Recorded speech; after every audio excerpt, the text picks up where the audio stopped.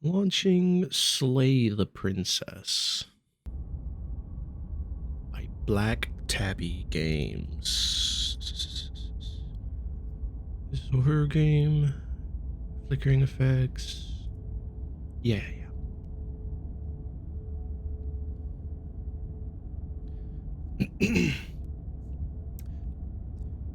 Whatever horrors you may find in these dark spaces, have heart and see them through. There are no premature endings, there are no wrong decisions, there are only fresh perspectives and new beginnings. This is a love story.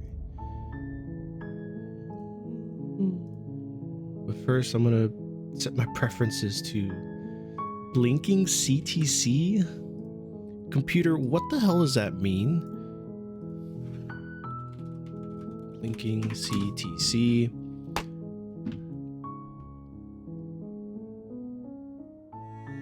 Click to continue indicator.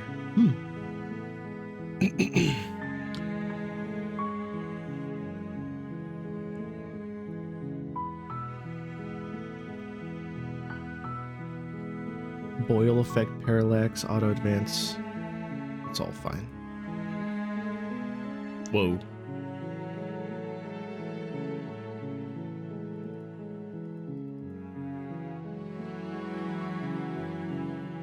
Would like more padding, but that's me being a nitpicker. Chapter 1, The Hero and the Princess. You're on a path in the woods, and at the end of that path is a cabin. And in the basement of that cabin is a princess. You're here to slay her. If you don't, it will be the end of the world.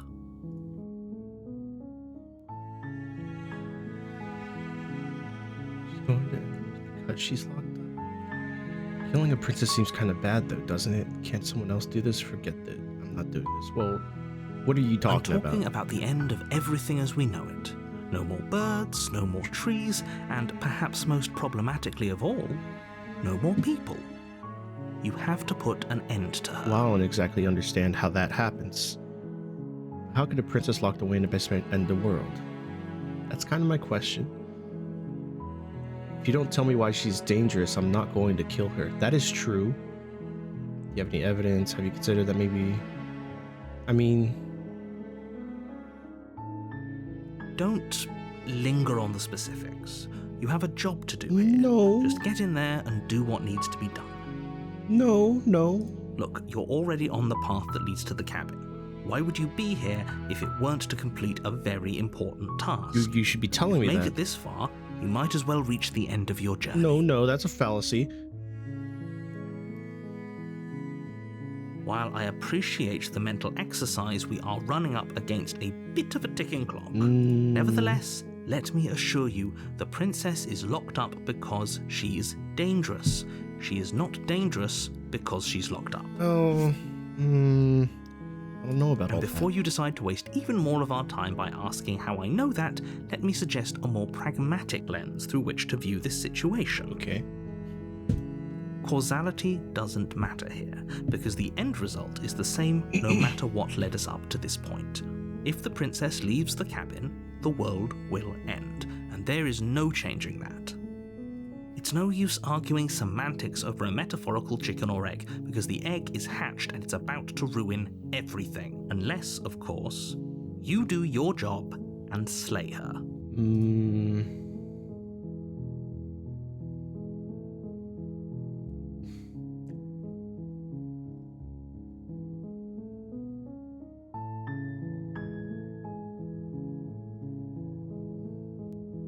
Well, I don't know, right? 'Cause if I choose this and decide to go there and talk to her, I feel like I'm gonna get talked into not killing her, because obviously she's as dangerous as ending the world. She probably is a smooth talker. Or, like, she'll just kill me. Anyway. Does it? Are you a monarchist? Is slaying a princess that much worse than slaying a fisherman or a miller or a seamstress? If anything, slaying a princess is much better than slaying a seamstress. Seamstresses contribute something of value to society. Wow. It was more along the lines of, like, I don't want to kill a person. I mean, if it means to save the world, then sure, but I'm just not so sure about that. I'm not so convinced that that is the state of affairs.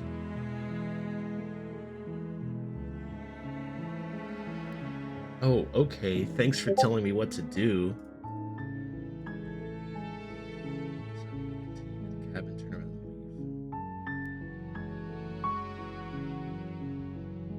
and leave. No, like it's me. I'm the one on the path. I'm the one I'm the one doing it. That's what he's gonna tell me. Oh, if only that were the case. But I don't make the rules. I have to say, I'm surprised at your reluctance thus far. But unfortunately for the both of us, you're the only one who can pull this off. Like I said, I don't make the rules.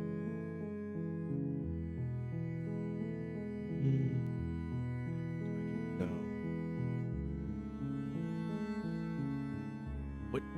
What if I actually leave? I just don't know.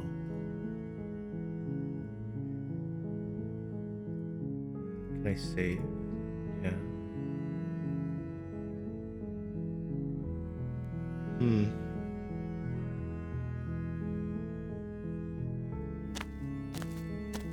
You make your way up the short path to the cabin. You'll find the princess within. A warning before you go any further. She will lie, she will cheat, and she will do everything in her power to stop you from slaying her. Don't believe a word she says. We're not going to go through with this, right? She's a princess. We're supposed to save princesses, not slay them. Ignore him. He doesn't know what he's talking about. Okay, I need a game plan. This is my first time coming in. I really should decide whether I'm committing to this or not. Am I open to being convinced?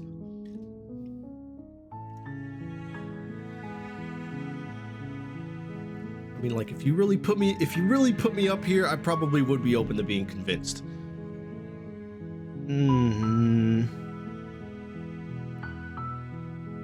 But I also feel like, I mean, I should have, let's see. The interior of the cabin is almost entirely bare. The air is stale and musty, and the floor and walls are painted in a fine layer of dust. The only furniture of note is a plain wooden table. Perched on that table is a pristine blade. The blade is your implement. You'll need it if you want to do this right. Okay, well, now I feel like I mean, this looks so well put together, like it's made for me to do this. But like, do I really want to enter this like unconvincible state of mind?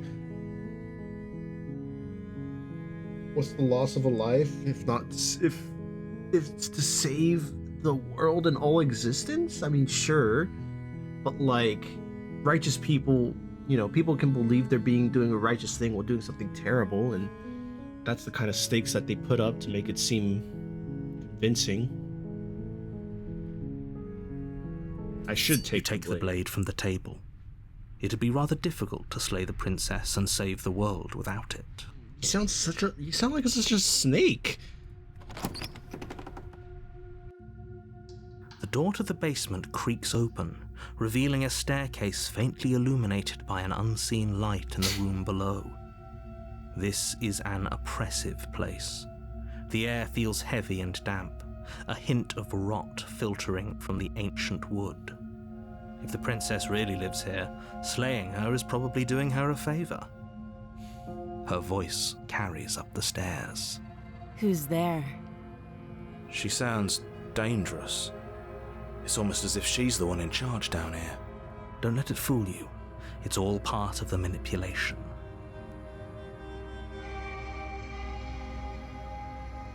Hey, I think I'm here to kill you? Did you order that? Fucking... Good. You're still listening to reason. You walk down the stairs and lock eyes with the princess. Why are one of her chains There's a broken? heavy chain around her wrist, binding her to the far wall of the basement. She's so coldly beautiful. Is she really a threat to the world? Focus on the task at hand. And there you are. Are you here to kill me or something?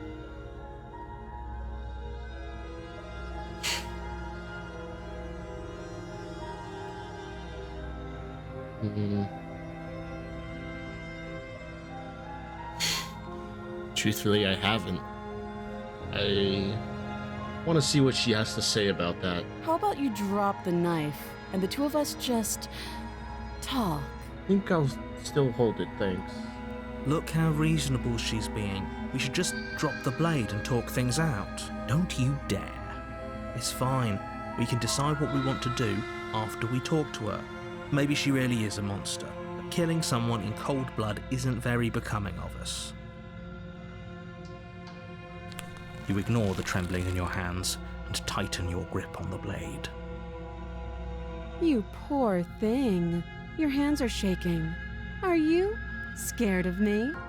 Because you should be. You step forward, your grip on the blade tightening as you steel your resolve. I'm probably chained up in this basement for a reason, right? And if that knife is the only weapon you have, you'll have to get close enough to use it. So, you should just drop it. Best not to risk finding out what I can do. She's unarmed. If you hesitate now, it'll be too late. End this.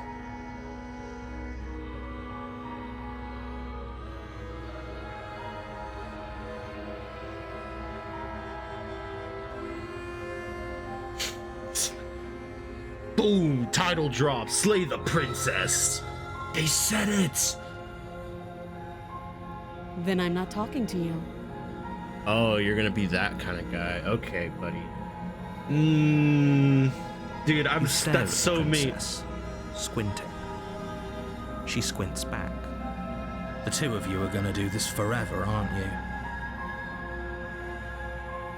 No, man. No, dude. I can squint harder. Yeah, I'm sure. For goodness sake, the two of you can't just stand around like this forever. Eventually, something is going to give, and I highly recommend that you be the one to take the initiative here.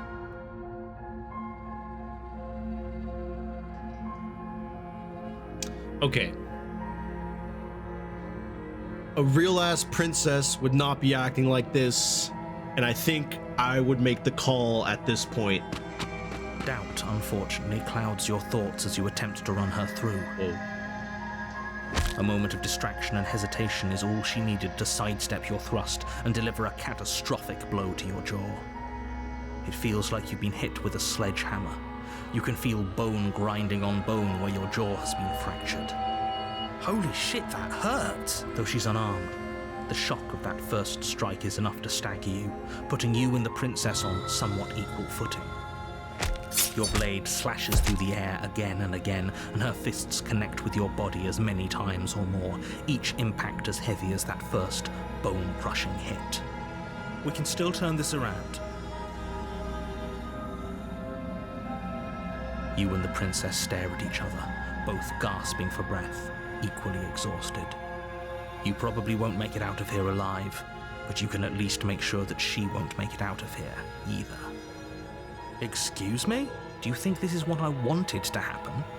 I have a duty to state the facts of the situation, and honestly, it's a miracle anyone is still standing right now. Can you not feel all those ruptured organs bouncing around in there? If the princess doesn't do our friend in herself, internal bleeding is certain to finish the job. The two of you clash for the final time. You feel your ribs break as she delivers a heavy blow, but you push through the pain, falling forward and sinking your blade deep into the princess's heart. Oh.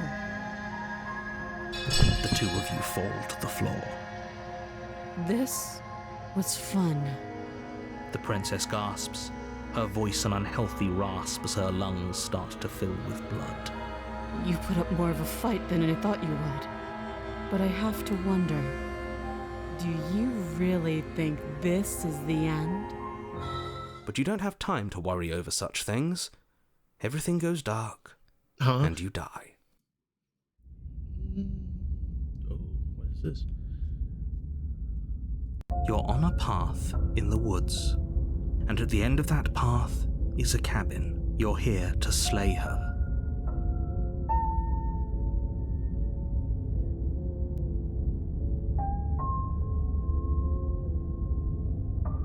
I can assure you that you didn't slay her and that she didn't kill you. People don't just spring back to life after dying, and the two of us are meeting for the very first time. If he doesn't remember what happened, then maybe it's best to keep it that way. You know I can hear you, right? It's going to be a lot harder than you think to keep secrets from me. That's fine. It doesn't matter if he can hear us. The only thing that matters is marching up to that cabin and winning. That's the spirit. There's no point in squabbling when the real threat is just up that hill.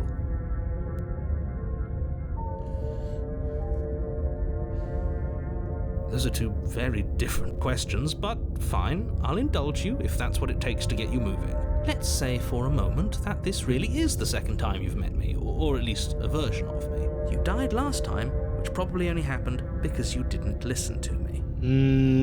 We did our best with the information we were given, and we did kill her, and yet you still died, didn't you? So congratulations. You've been given another chance to actually do this right. And I believe your other question was something along the lines of, oh, what's the point of doing anything? If you're asking that, it sounds to me like you're making the rather dangerous assumption that your actions last time around didn't have any consequences. What do you mean? Of course there weren't any consequences. We killed the princess killed us, and now everyone's right back where they started. That sounds pretty consequence-free to me. Yes, but in this purely hypothetical scenario, that begs the question of how you got back here. Did time simply rewind itself, or were you instead transported to a different world entirely? Had you failed to slay the princess, what would have happened to everyone in the place you left? Ugh, enough with the talking. We've got a fight to win. Nothing else matters.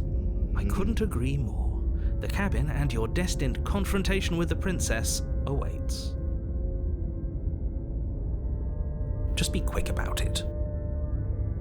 We killed each other last time. I'm gonna make sure that doesn't happen again. All she did last time.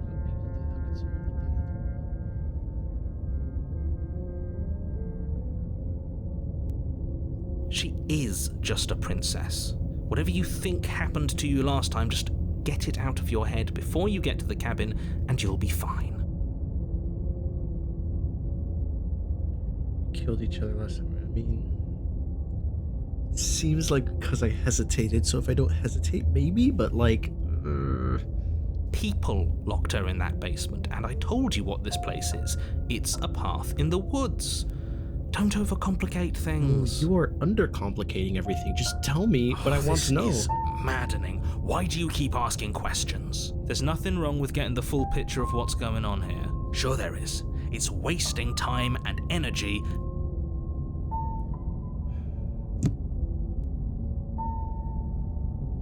This is a good question.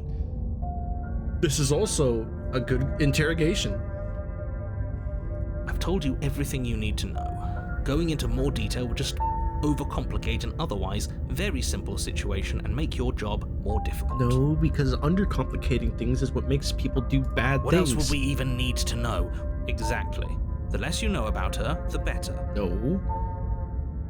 Like I said, if she killed you, it was probably because you didn't listen to me. Don't talk to her, don't trust her, just go in, do your job, and save the world. Look, I'm not supposed to say this, but it's because you're special. You're the only person capable of doing this. Call it a prophecy, if that helps. Oh, I didn't know we were special. Yeah, I like the sound of that. Of course you're special. Oh, Great. he's a Now, if you don't liar. mind, the whole world is waiting with bated breath for you to save it from ruin.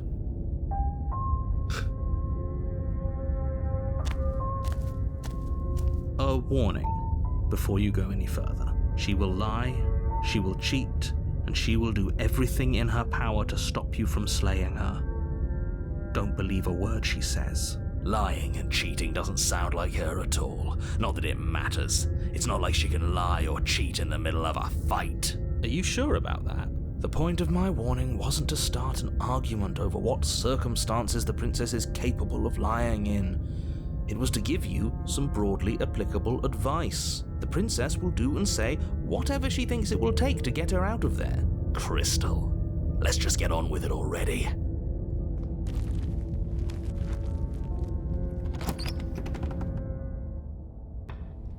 The cabin is tighter than its exterior would suggest. Its cold stone walls press in on you, as if trying to forcefully direct you towards your destination. The only furniture of note is a black iron altar with a pristine blade perched on its edge. See? Even the cabin has the right idea. Let's get moving. The blade is your implement. That's because there isn't a mirror. There's the altar, the blade sitting on the altar, and the door to the basement. There's nothing else in here. What about this mirror? There's definitely a mirror. There isn't. You already wasted so much time in the woods.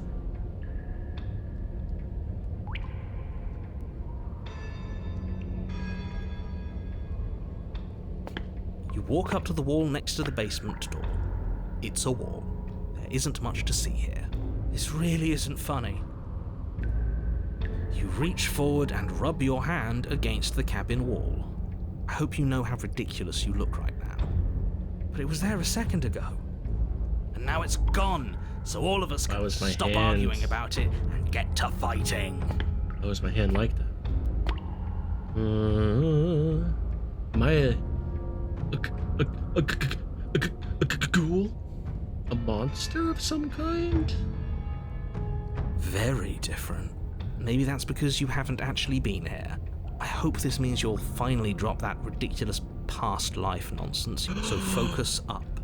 The world is depending on you. I am a monster. The princess is strong because I'm like a short dude with a knife. I'm probably like a scrawny orc or some shit.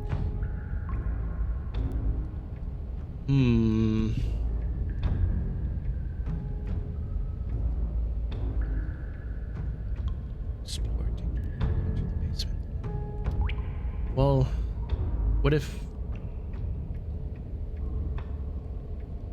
You take the blade from the altar. It would be difficult to slay the princess and save the world without a weapon. Now, what if I was a scrawny orc? Ooh, and my ideology really does make me think that it's the end of all existence if, like, the princess lives and the door to tribe. the basement creaks open, revealing a rough stone staircase. What if this isn't a cabin, walls pressing at your but it's sides like and tightening as the you descend? basements? The air seeping from Of below a is heavy cave? and oppressive, with an almost sulfuric odor to it. If the princess lives here, slaying her would probably be doing her a favor. Her fierce voice carries up the stairs. Is that another challenger? Finally. It's been ages since I've had a good fight. This isn't what she sounded like last time. Her voice is a little deeper, almost threatening. Good. Sounds like my kind of princess. As much as I appreciate the enthusiasm, just make sure you don't let your bloodlust get to your head. You need to stay focused and keep your wits about you. Remember, you're here to slay the... As you descend the final step, the form of the princess comes into view. A large shackle leading from her wrist to the basement wall. Looks like she could rip those chains out of the wall without a second thought. Oh, it's you again. I'd been hoping you'd find your way back here. Good to see that death doesn't stick for either of us. And you brought your little knife, too. Yes. I'm going to have fun breaking you into little pieces.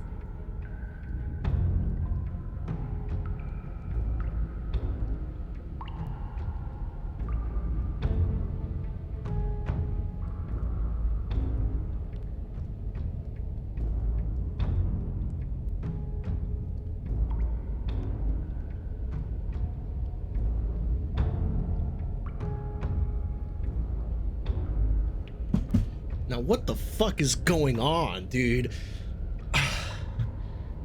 No, this is breaking my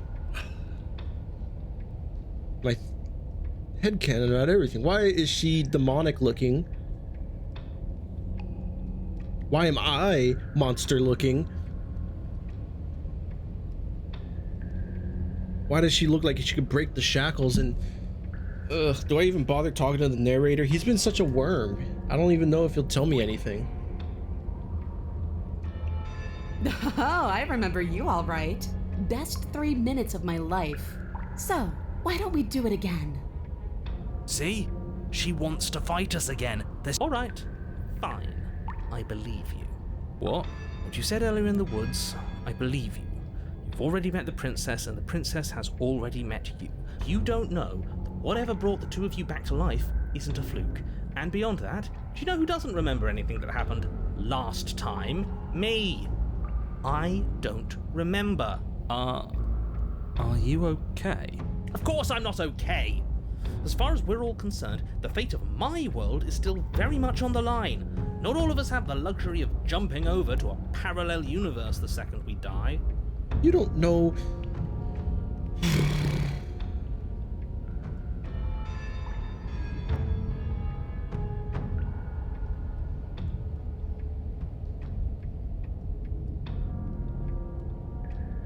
I'm going to take that silence as a sign that from this moment on, you're going to treat the task before you with the utmost importance and seriousness.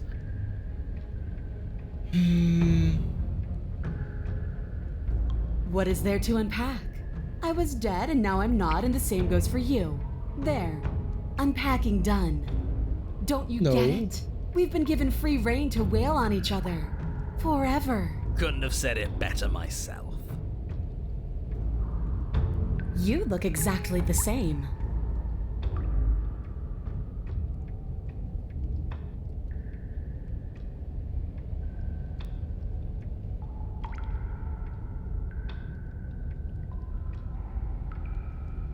And why not? You decided what to do with me quickly enough last time. Are you scared I'm going to kill you again? Maybe you're worried I'll put you down for good this time. If you want to talk, I guess I can talk.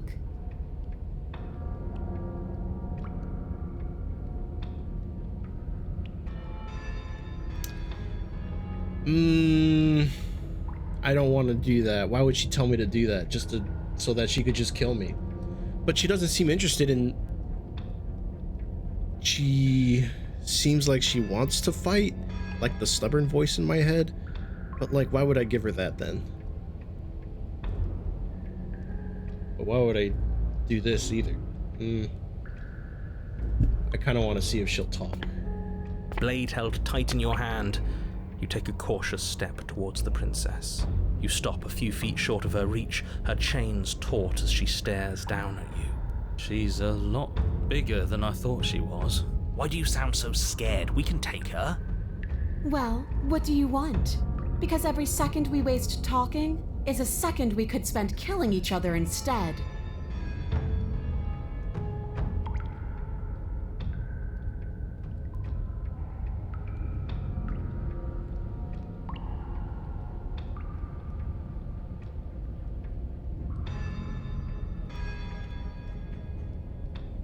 Why wouldn't I want that? Why don't you want that?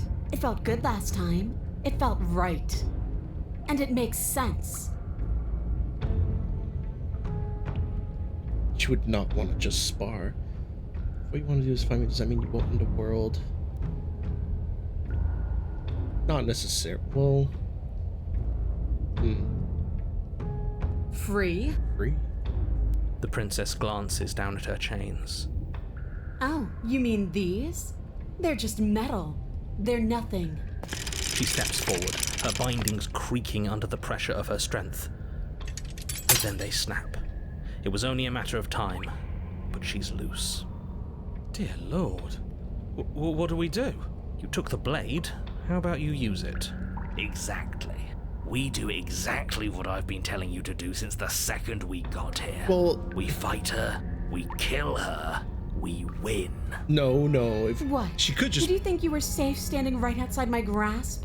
The only reason I haven't drawn blood is because I want to make sure that your heart is in it. I don't like fighting someone with a weak spirit. But go ahead. Keep trying my patience.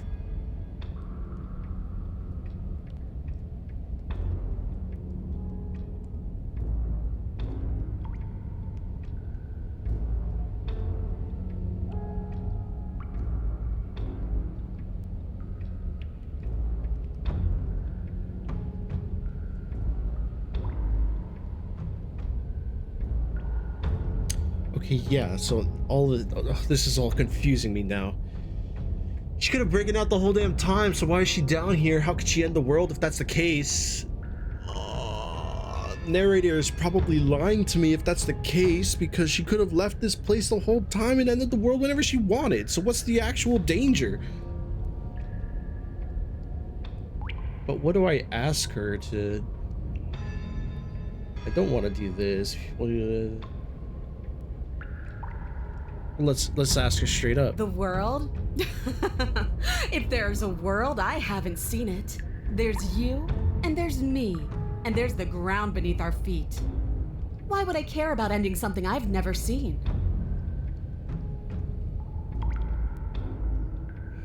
What?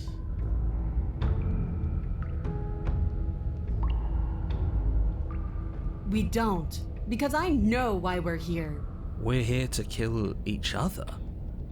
It sounds like she doesn't care if she dies here. Maybe we can use that to our advantage. Doesn't care if she dies here. How boring. I'm not interested in watching you try and outwit her.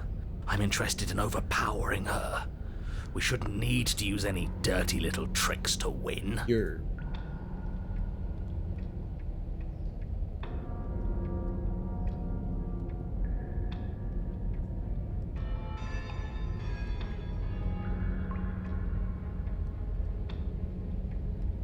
She literally would not care less about this.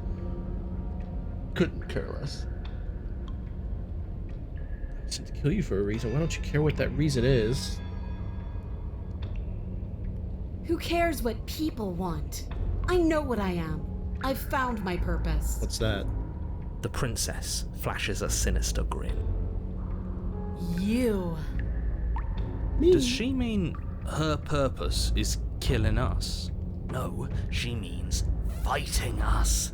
She means both of us getting stronger through sheer pain and will, the fear of death no longer able to hold us back. Just start stabbing her already.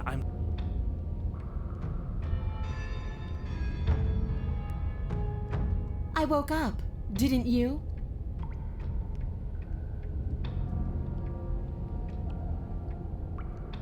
Ugh, I care, okay? I guess I just care differently than you. When I saw you come back down here, I thought you would understand. I thought that we would want the same thing. But all you've done is ask me annoying little questions. It's like you don't even want to enjoy being alive. I wish you could hear me right now. I want to be... You don't either. I know. You already told me. I like it. It's so cramped. Like the only way out of here is through each other. Why would she want to fight so bad? What would she say to this? That's right. Not everything has to be so violent. That's pathetic. I would never do that, and I hate that you even suggested it.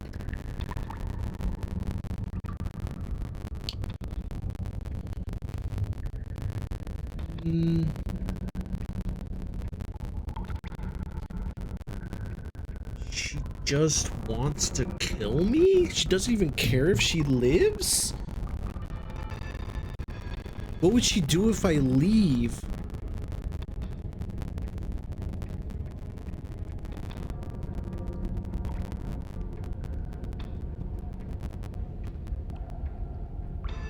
Oh, you've got another thing coming if you think you can just turn around and leave. As you step towards the stairs, you hear the thundering footfalls of the princess rushing you down. Let's get out of here. Turn around and...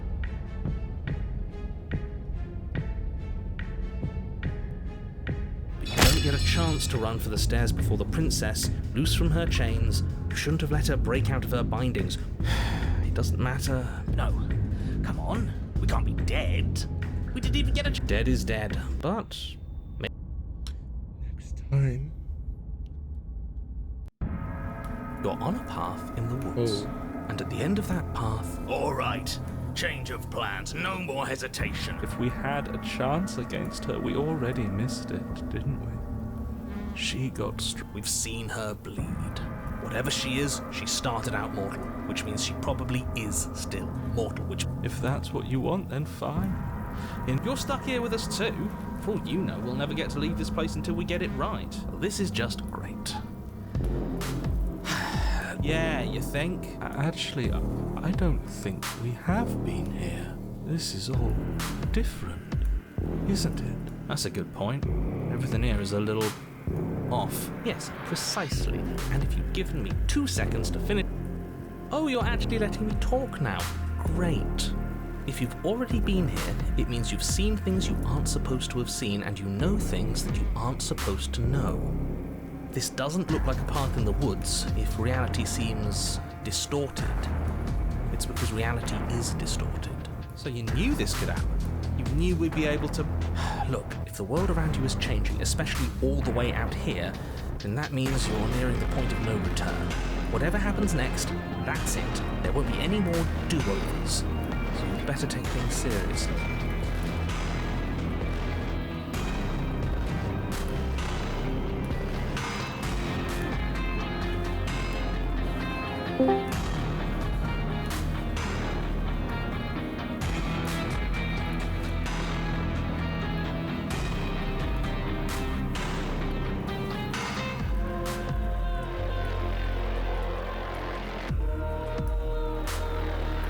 So what if I'm speaking my mind? It's not like I've ever really got saying things. Let's keep it that way. I don't trust this one. I don't think you have much to worry about. You're still the one in charge, Aaron. Then what happens? Have you even... Yeah, but is there something... How am I supposed to know? The end means finality. It's not like I can just peek on over to the other side and tell you what it's like there. It doesn't matter. Now that's exactly the sort of mindset I like to see. Don't let yourself be consumed with self-doubt. Don't flirt with oblivion. Just...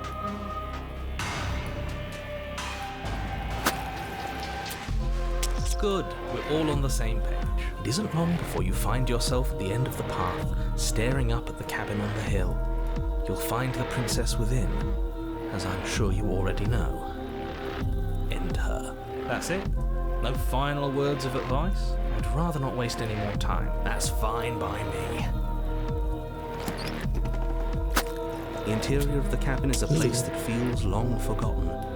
There was once an elegance to its construction, carved marble columns holding a high arched roof, vaulted windows letting in the weak starlight, but that is how it was.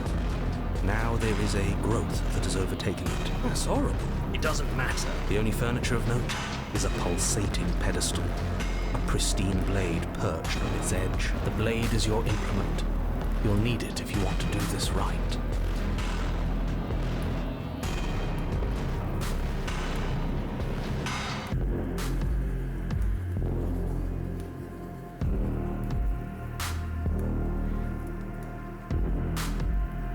Mirror? There is no mirror. We've done this already. I don't know what to tell you. There isn't a mirror because I would know if there was a mirror. You're either seeing things or you're confused on the definitions of door and mirror. What are you trying to say? He thinks we've lost it. That's an unnecessarily melodramatic way to describe a hallucination, but sure. I'm not going to waste time arguing with any of you. It went away after we touched it last time. Let's just do it again. You take the blade. Good. You step forward and approach the door to the basement. It really is just like last time. Let's just smash it and get it over with. We won't be able to see what's in there if we smash it. Do whatever you want with it. The mirror isn't real. You reach forward and drag your hand across the door leading to the basement.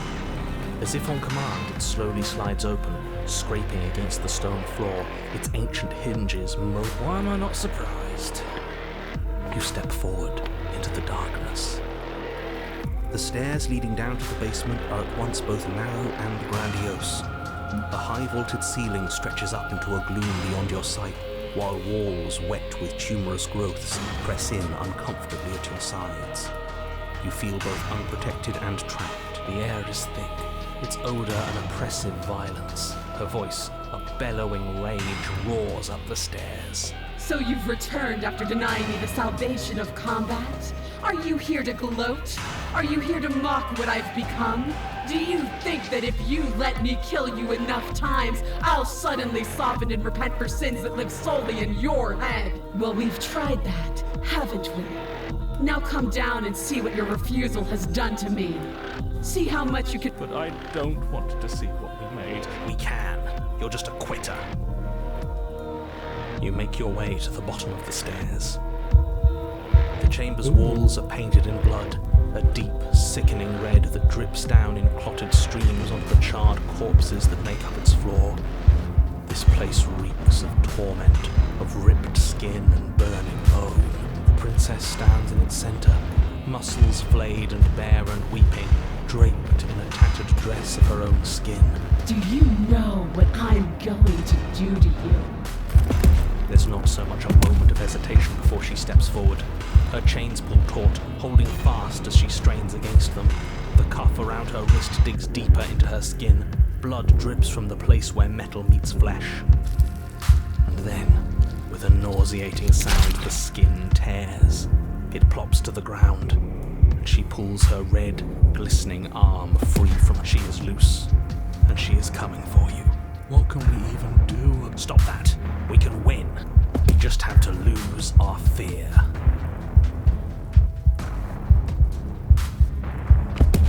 Your heart full of fear, you charge towards the princess, your eyes locked on each other, both of you prepared to lay down your very essence in one blow. It's now or never. Let's make it a beautiful blaze of glory. With a horrifying squelch, you are unwound.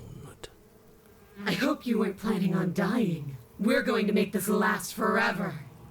Huh. I feel cold. I've never felt cold before. Ooh.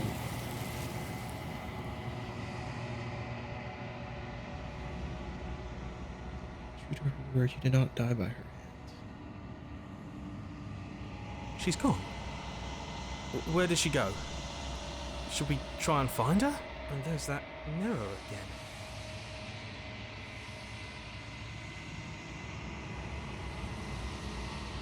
I'm begging you, don't do this. It's different now. It feels...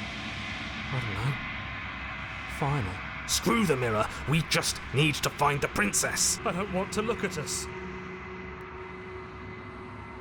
This doesn't feel right. It feels different. Screw the mirror. We just need to find the princess. I don't want to look at us.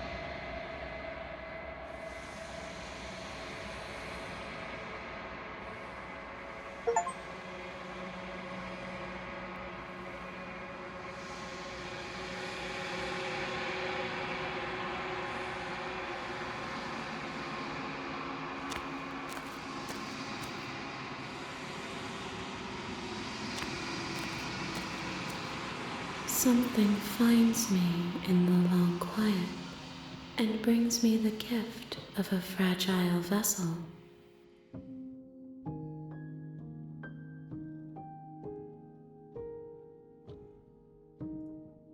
I am solitary lights in an empty city.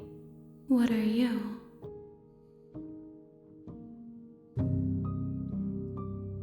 A person. A set of eyes witnessing from one perspective. I think that you are more like me than you are like a person. We are oceans, reduced to shallow creeks.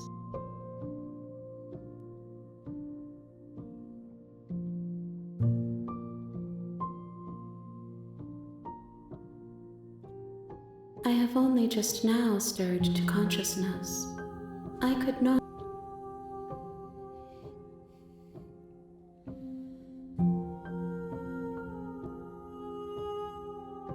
You are familiar, but you are not me. I feel sadness. Yes, nerves and fibers to feel the worlds beyond, perspectives to make my own. This one is desecration. She placed the weight of her agony on you. Yet it is she who unwound herself. But there is passion and empathy in her misery. She will make for a burning heart. Do not mourn her. She has finally found peace.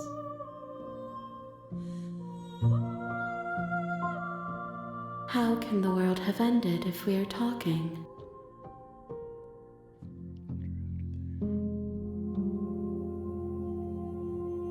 I know only that they are.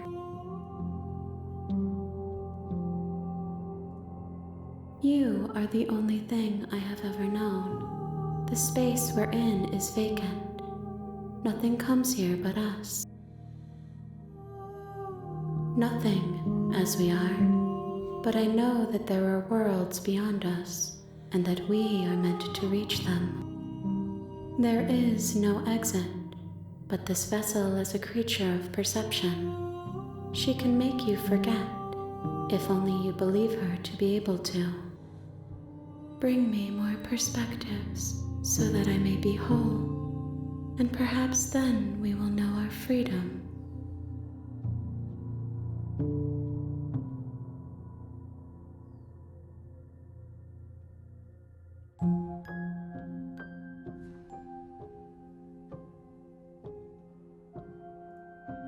I have not lived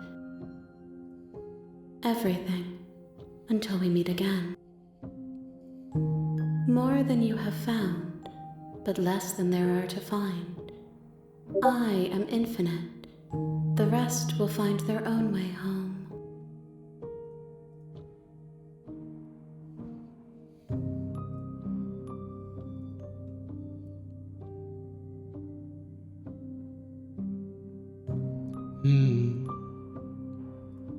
Okay. She asks that I tell you to remember her. You won't.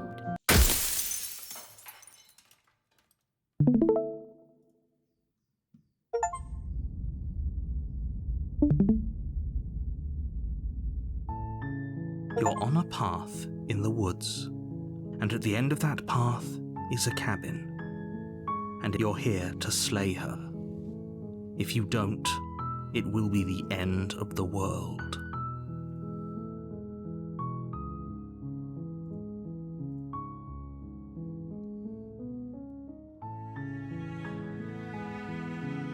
Seriously? You're just going to turn around and leave? Do you even know where you're going?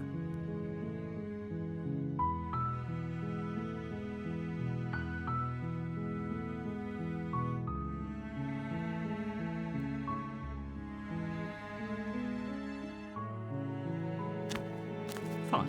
I suppose you just quietly continue down the path away from the cabin. Good. What we're being asked to do here is wrong. Better to wash our hands of this whole situation than to take part in it. Ignore that annoying little voice. He doesn't know what he's talking about. That's strange. It looks like this path also leads to the cabin. How convenient. Everything's back on track again. Maybe the world can still be saved after all. You're really keen on wasting everyone's time, aren't you? It's remarkably selfish, if you ask me. I've already outlined the stakes of the situation. If you don't do your job, everyone dies. Like, dies. Forever.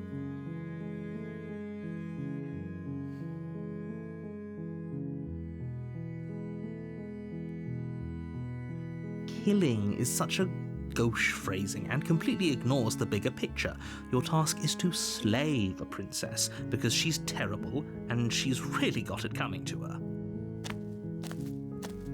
But fine, you turn around and trek back down the path you came. Oh, would you look at that? You're at the cabin again. Now, I'm not normally one for superstition or astrology, but I have to say, it seems like the universe itself is doing its best to bring you to your fated confrontation with the princess.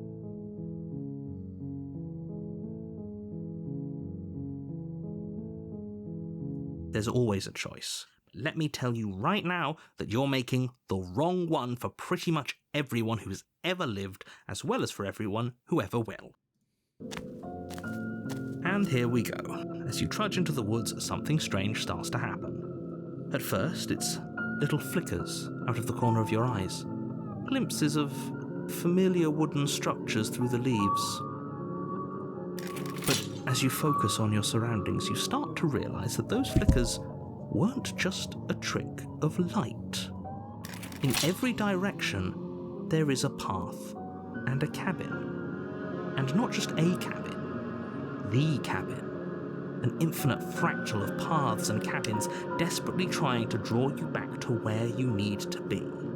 Wait, what's going on? But you're too stubborn for that, aren't you? It doesn't matter how many paths or cabins appear around you, you're just going to do whatever you can to shirk your responsibility because you care more about irritating me than you do about the fate of the world. You've doomed us all, you know that, right? But of course you do. Otherwise you wouldn't just wander off into the forest in search of certain death. You lose track of just how long you spend aimlessly tromping through the wilderness. But it's not like any of that time spent lost in the woods really matters, because it isn't long before the world ends and everyone dies.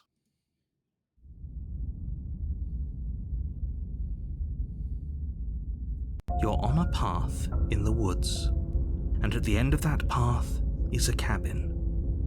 And in the basement of that cabin is a princess. You're here to slay her. If you don't, it will be the end of the world.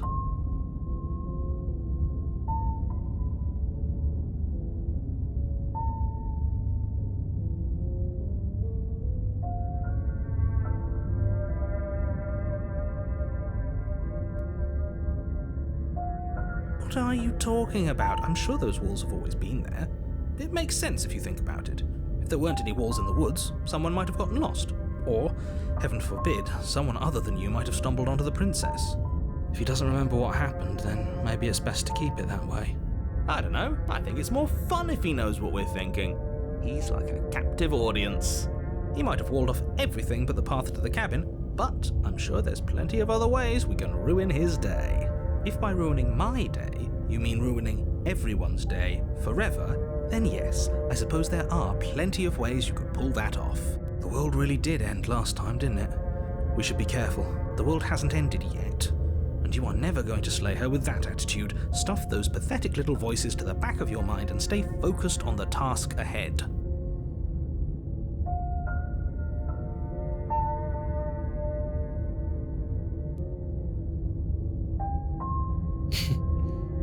Oh, that's clever! A little boring, though. It's extremely boring. Can we really do that? Can we really just do nothing? No, you can't just do nothing. You have to do something. Alright, so it's decided. Even if it's boring, we're going to do nothing. Forever. Congratulations, you continue to waste everyone's time and do nothing. Wait, can you still hear me? Who's getting fuzzy? What is that weird feeling? It's like I'm barely even here anymore. Well, it's not nothing, that's for sure. Does that mean we messed up?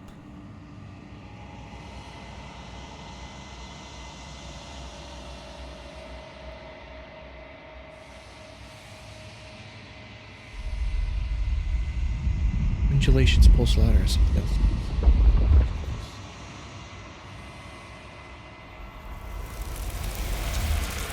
This probe across the back of the extremities.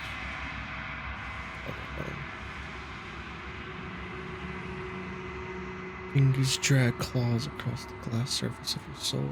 Frustration. This vessel is full of you. It's useless to us if you don't bring it more gifts.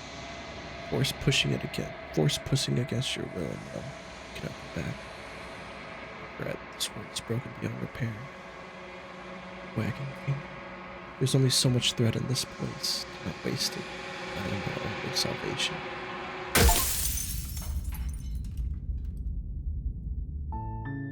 You're on a path in the woods, and at the end of that path is a cabin. And in the basement of that cabin is a princess. You're here to slay her. If you don't, it will be the end of the world.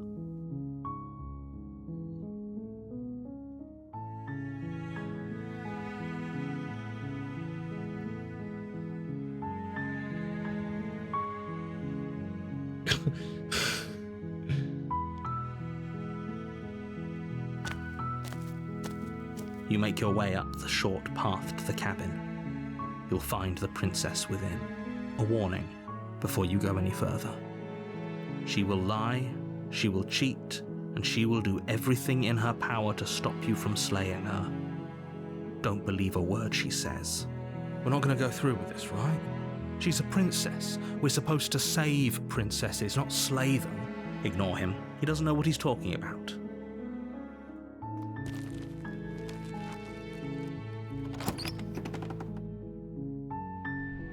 The interior of the cabin is almost entirely bare. The air is stale and musty, and the floor and walls are painted in a fine layer of dust. The only furniture of note is a plain wooden table. Perched on that table is a pristine blade. The blade is your implement. You'll need it if you want to do this right.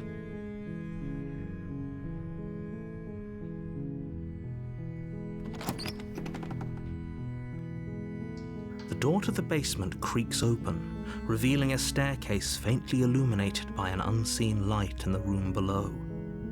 This is an oppressive place. The air feels heavy and damp, a hint of rot filtering from the ancient wood. If the princess really lives here, slaying her is probably doing her a favor. Her voice softly carries up the stairs. Hello? Is someone there? It's hypnotizing. It's the kind of voice you only have to hear once to remember it for the rest of your life. Don't let it fool you. It's all part of the manipulation. You're playing a dangerous game by coming here unarmed.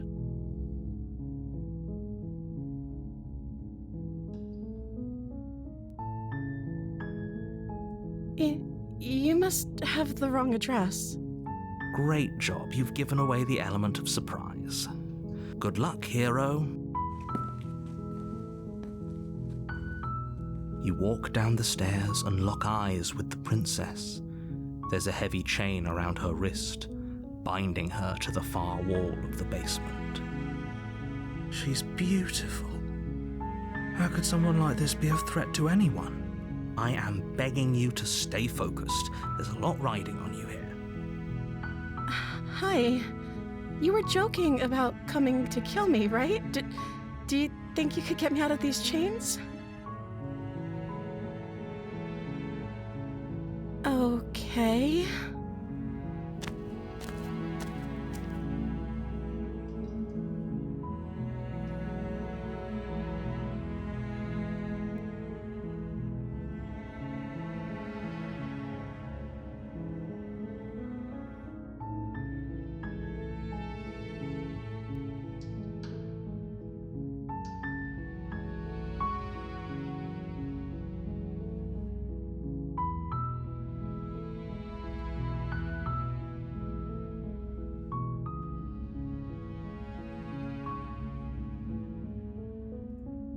Oh.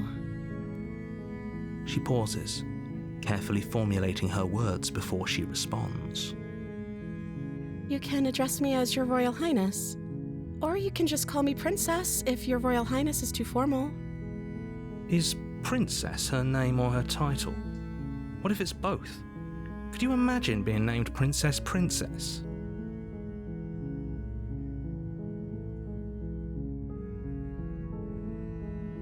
Like I said, you can call me Princess if you'd like.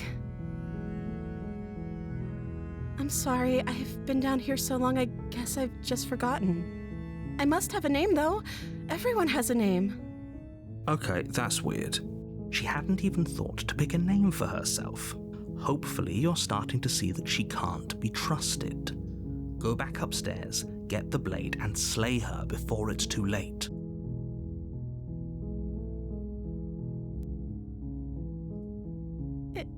Is that why they threw me down here? But I don't want to hurt anyone. I like the world, I think. I don't remember much about it, to be honest. I've been down here for so long. That's... How long has she been locked away? Did they tell you how I'm supposed to end the world?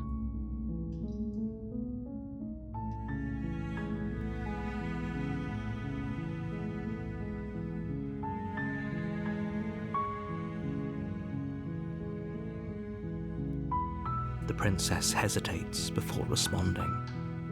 She doesn't know. She's been down here too long to have any idea of what she'd do in another life. She knows what she'd do. She's just searching for whatever answer she thinks you want to hear.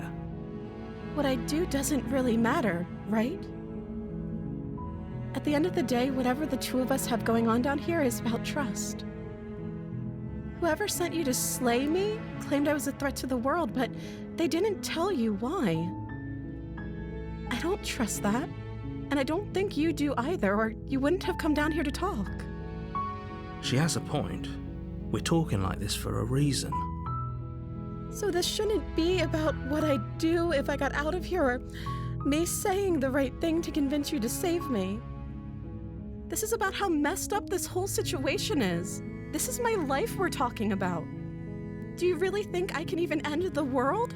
Why would I even want to? We both know that if there's people we can't trust in this situation, it's whoever locked me down here, and it's whoever sent you here. And those two groups are probably one and the same. Don't let her turn the tables here. This isn't about trust. This is about risk. We stand to lose everything, all for the sake of one person, and a subjugating monarch, no less.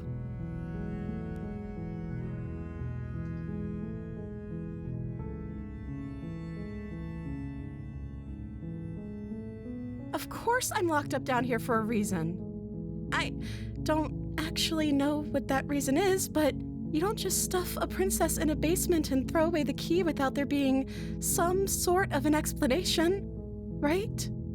You have all the explanation you need, and you should know better than to trust whatever she comes up with. I don't see what that has to do with anything. This is the only time this is ever going to happen, but I agree with the princess. That's hardly relevant. Okay, but actually, what has she been eating? She has to eat, right?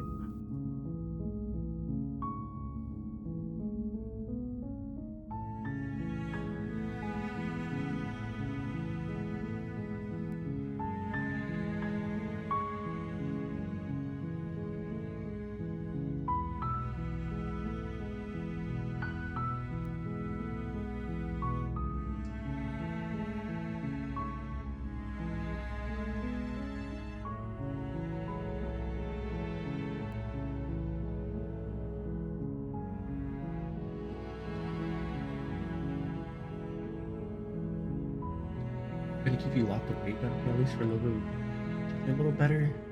Or just keep me or get the blade. That seems like a pretty good compromise. I don't think I could bear being down here that much longer. Leaving her alive is too risky. If you don't deal with her soon, she will find a way out. So I'm the only one who liked that idea. One way or another, I'm going to find a way out of here. It would make it easier for both of us if you'd help. But if you don't, I can promise that you'll regret that decision. You have to make a choice. Let's hope for all our sakes it's the right one.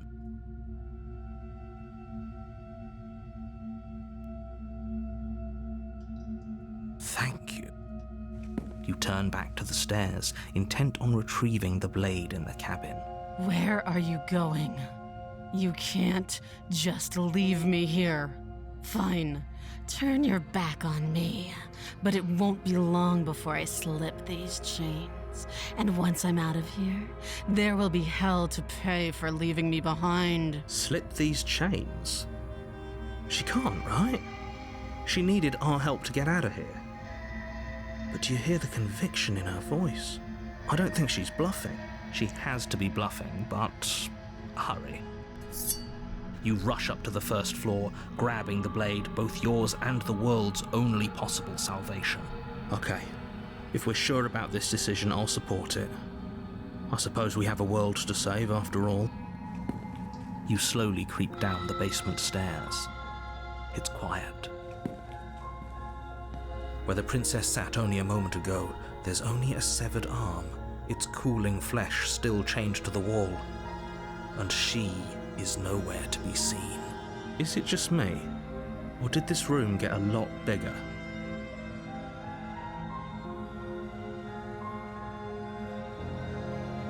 Your eyes dart to the corners of the room. You don't see her. Where is she? You close the door behind you. Almost magically, its locks immediately click into place. Maybe they'll open if you finish the job.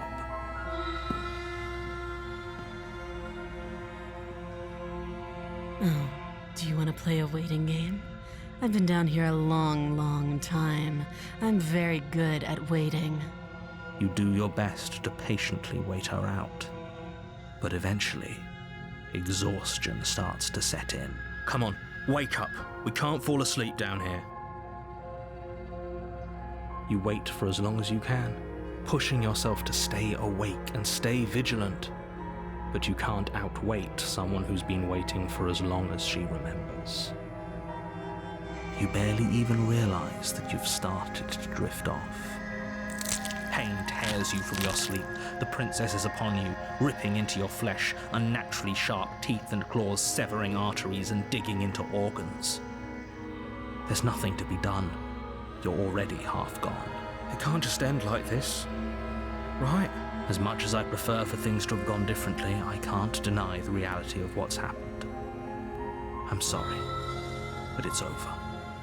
Everything goes dark, and you die. You're on a path in the woods, and at the end of that path is a cabin. You're here to slay her.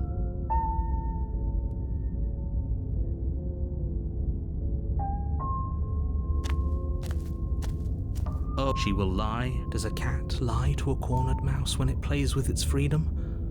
Or is it just acting out its nature? I don't see why that matters. A lie's a lie, and if anything, she's the one who's cornered. She could have gotten out of there whenever she wanted to. We should trust nothing that she tells us, only that's a very roundabout way of saying that you should listen to me and take this seriously. Maybe.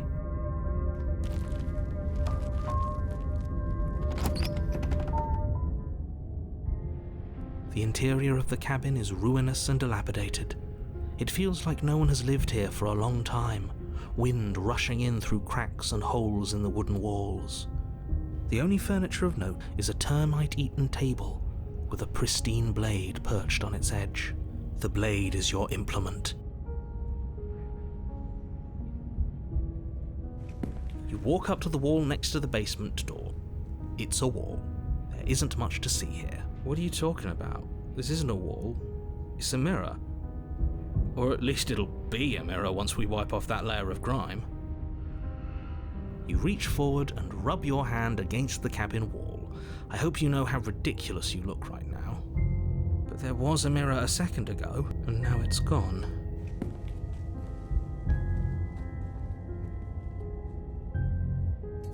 You take the blade from the table. It will be difficult to slay the princess and...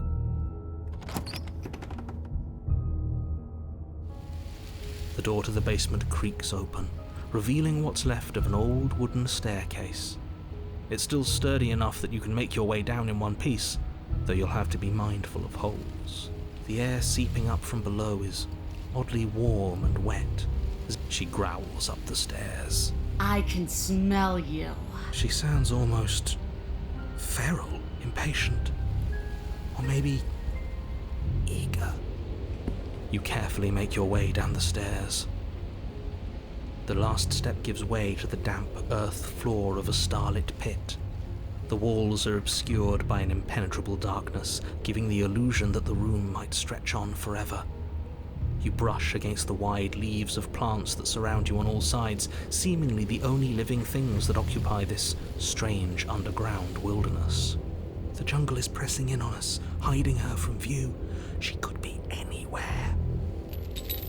You see only a flash of the princess before she scurries away into the underbrush, dragging her heavy chain behind her. Remember, she's just a princess. She is certainly not just a princess. You're not helping. It doesn't matter what she is. It only matters what she does. Her shining eyes appear between the leaves, staring hungrily at you from the darkness. I can hear your heart pounding from the bottom of the stairs, fledgling. You're right to be terrified. I'm so much more than you. And a little splinter clutched in trembling hands won't save you from me. A shiver rushes up your spine and pulls you upright. The air's shifting. She's getting ready to pounce.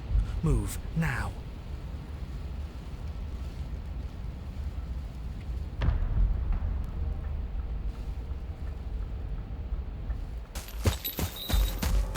You lunge to the side, picking a direction on instinct. As you land, you're buffeted by a gust of air, disturbed by the sudden motion of a massive body. The princess. In an instant, she's pounced on the spot where you would have been, her chains rattling across the floor behind her. Before you can blink, she's gone, vanishing once more into the shadows. But you still feel her gaze on you. You're faster than you were before, but you're still meek, reactive, prey.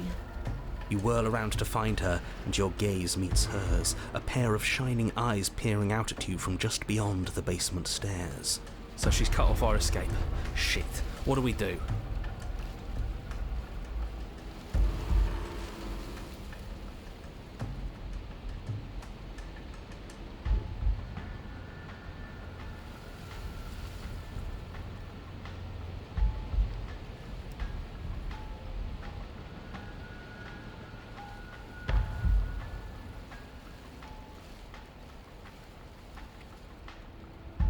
She's right there. That's fair. She'll kill us if we try and run past her.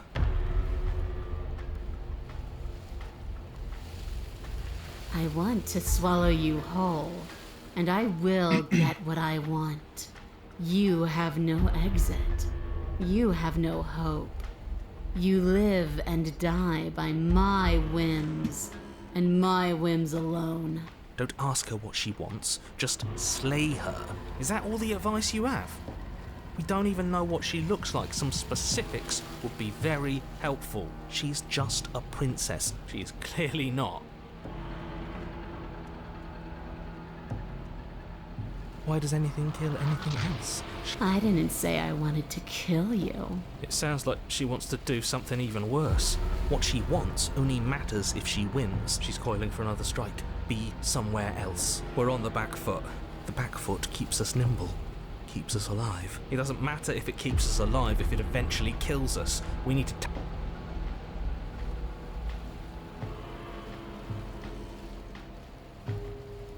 This isn't going to work. We're in her domain. If we keep dodging her forever, we're going to get tired. We're going to slip as the princess lunges from the shadows once more, and tighten her blade and lash out. It strikes, cutting deep, and the princess loses her focus, crying out in pained surprise as she crashes into you. You're sent sprawling, and can already feel the massive bruise blossoming on your ribs as she scrambles back into the darkness. Ha! Look at that! We wounded her, and she wounded us. Bad trade. That hurt. Are you just the cornered animal you seem to be? Or could you be a rival? She rears back, then leaps at you, more forceful, more ferocious, more serious. The scuffle is brief, and though you inflict a few deep wounds, you find yourself quickly overwhelmed by her savagery. You collapse to the floor, and she wastes no time before pouncing on you in a flurry of claws and blood, your nerves barely able to keep up with the onslaught. By the end, you're lying in a nest of your own intestines, spine severed, blood rapidly draining out onto the jungle floor. The princess, drenched in both her blood and yours. No, that's it then. Cornered animal it was. Do better next time. I still need to devour you. And it doesn't count if you're dead. Well, we're not dead, we're... But you don't have time to protest her premature observation of your death, because everything goes dark.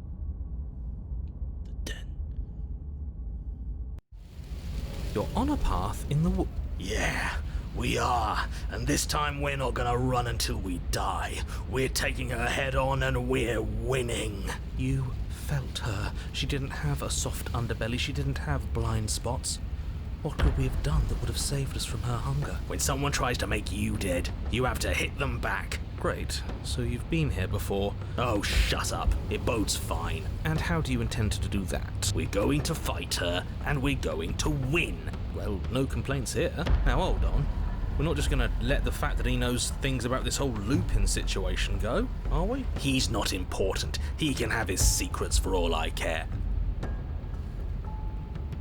Ground is ground. It doesn't matter what shape it takes. If it looks different, that's though, as evidenced by you dying twice, it's safe to assume the fates of the worlds you've left behind don't concern you very much. Consider this your last opportunity to make things right. We don't need your pep talk. Like I said, But we're so small. we don't actually know how big she is. We just know she wants us to think she's big. And if she's going to treat us like prey again, then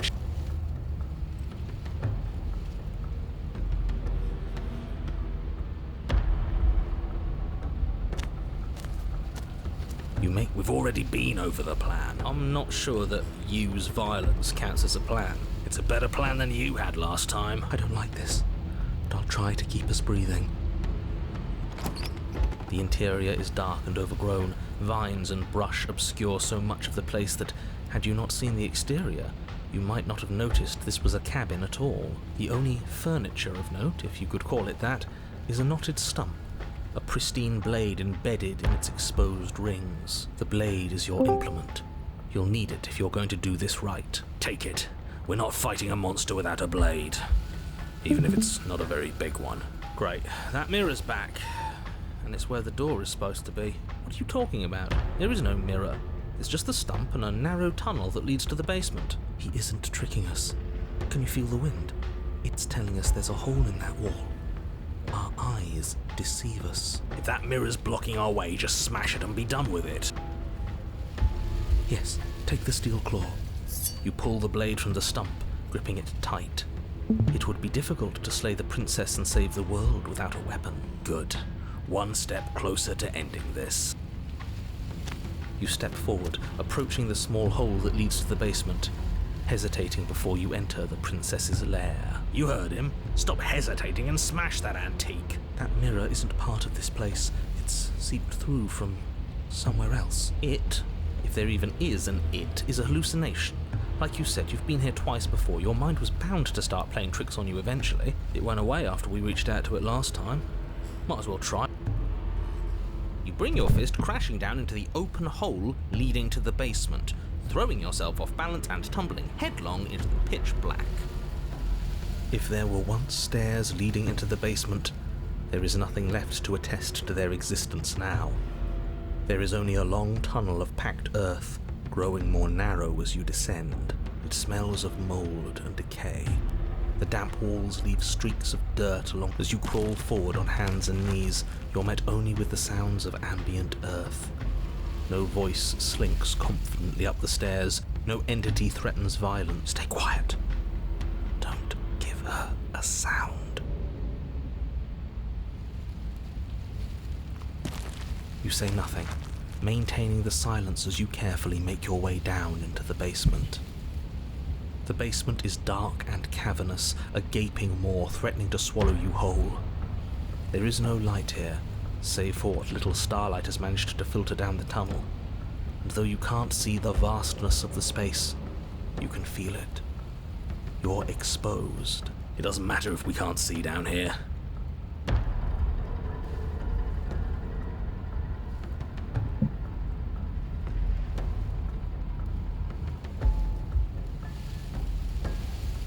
You step into the shadows and are enveloped in total darkness.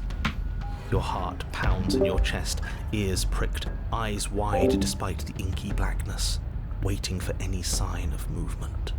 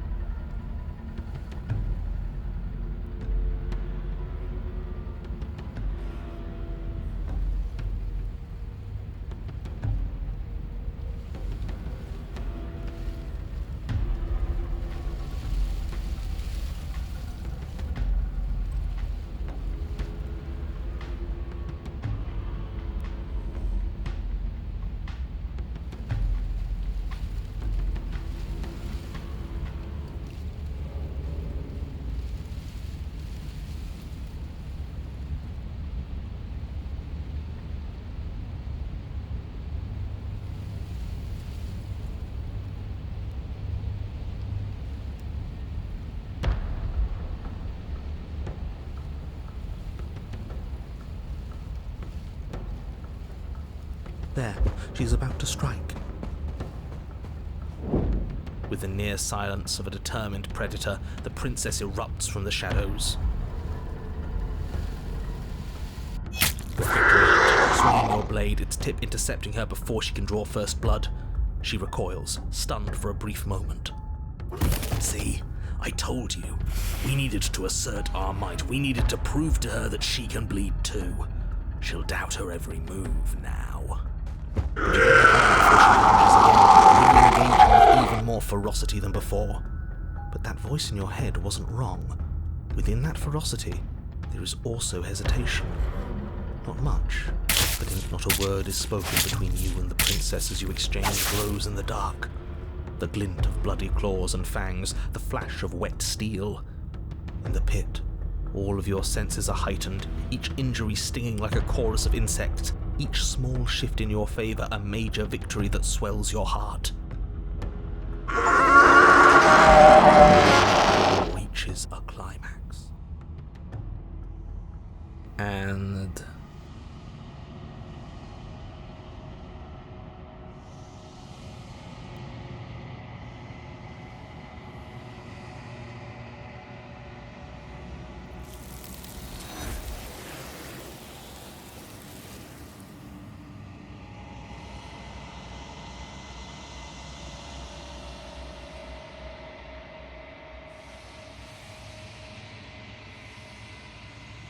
she's gone. Where does she... There's that mirror again.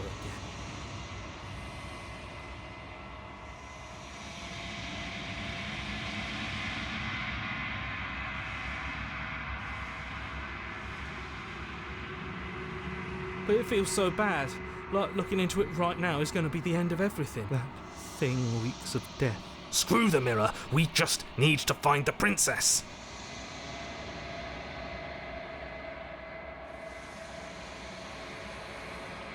Okay. If you say so, we'll trust you. I'd like to be somewhere nice. Maybe there'll be a good fight there.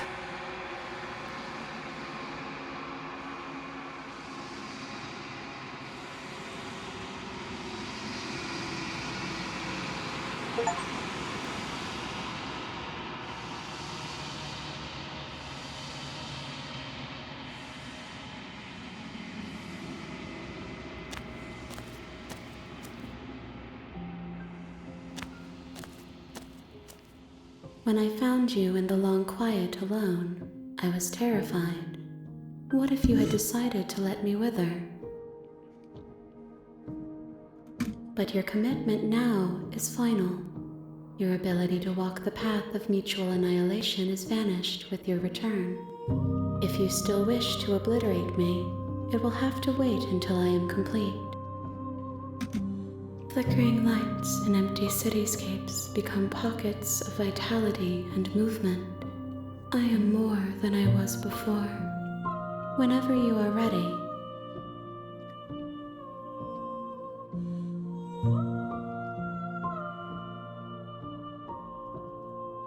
there is still much to be seen. Neither of us know the depths of our being. Perhaps at the end of this, I will be the one to kill you. Or perhaps we will leave this place together and find new horizons to discover.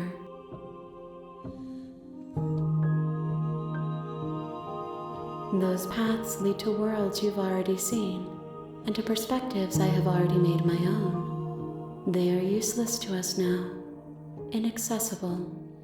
The only paths of value are those that are yet untread. Eyes close in reflection.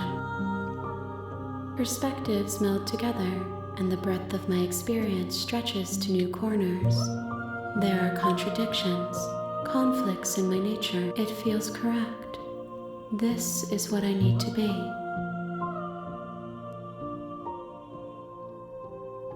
I'm sorry. Words are difficult for me. They never fully. The vessels you choose to bring me carry far more meaning than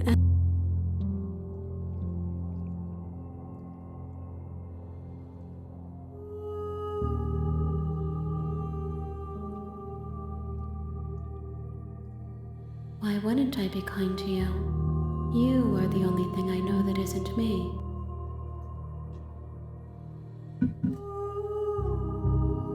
This one is consumed by instinct, a predator pushing those around her to adapt. She will make for a bold heart. She wishes me to devour you, to make you a part of myself, but she is only a voice. Do not mourn her, for she is part of something greater. Gifts aren't what someone tells you to bring them. Do not worry. There are no wrong answers, and every perspective illuminates my shadows and shares new secrets.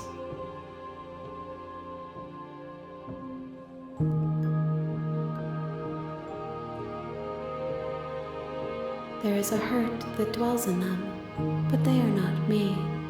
The wounds they've suffered carve texture around my heart. I cannot be as I was before.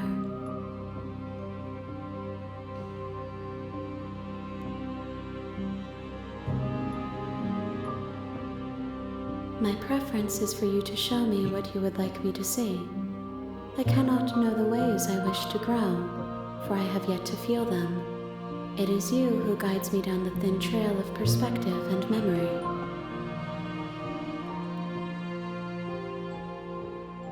I await your return, but it will give me time to reflect on what I am.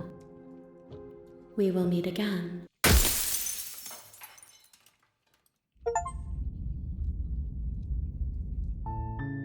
You're on a path in the woods. You're here to slay her.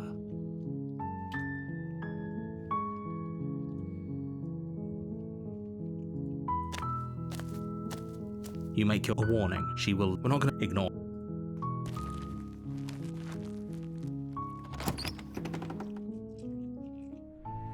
The interior of the cabin is almost entirely bare. The air is stale and musty, and the floor and walls are painted in a fine layer. The blade is. The door. Her voice. Hello? Is don't.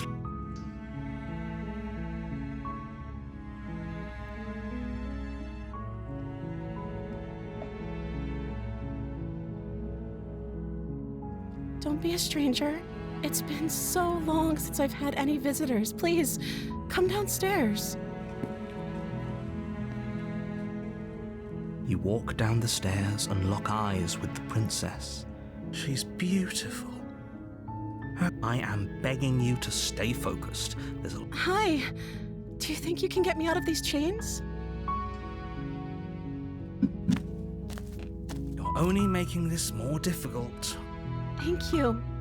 Thank you.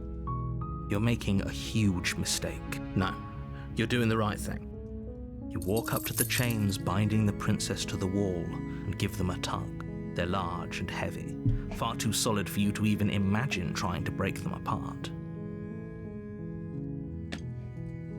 I'm guessing you don't have the key? Maybe it's somewhere upstairs. Doubtful. Whoever locked the princess away down here intended for her to never see the light of day. They wouldn't have just left the key to her chains somewhere in the cabin.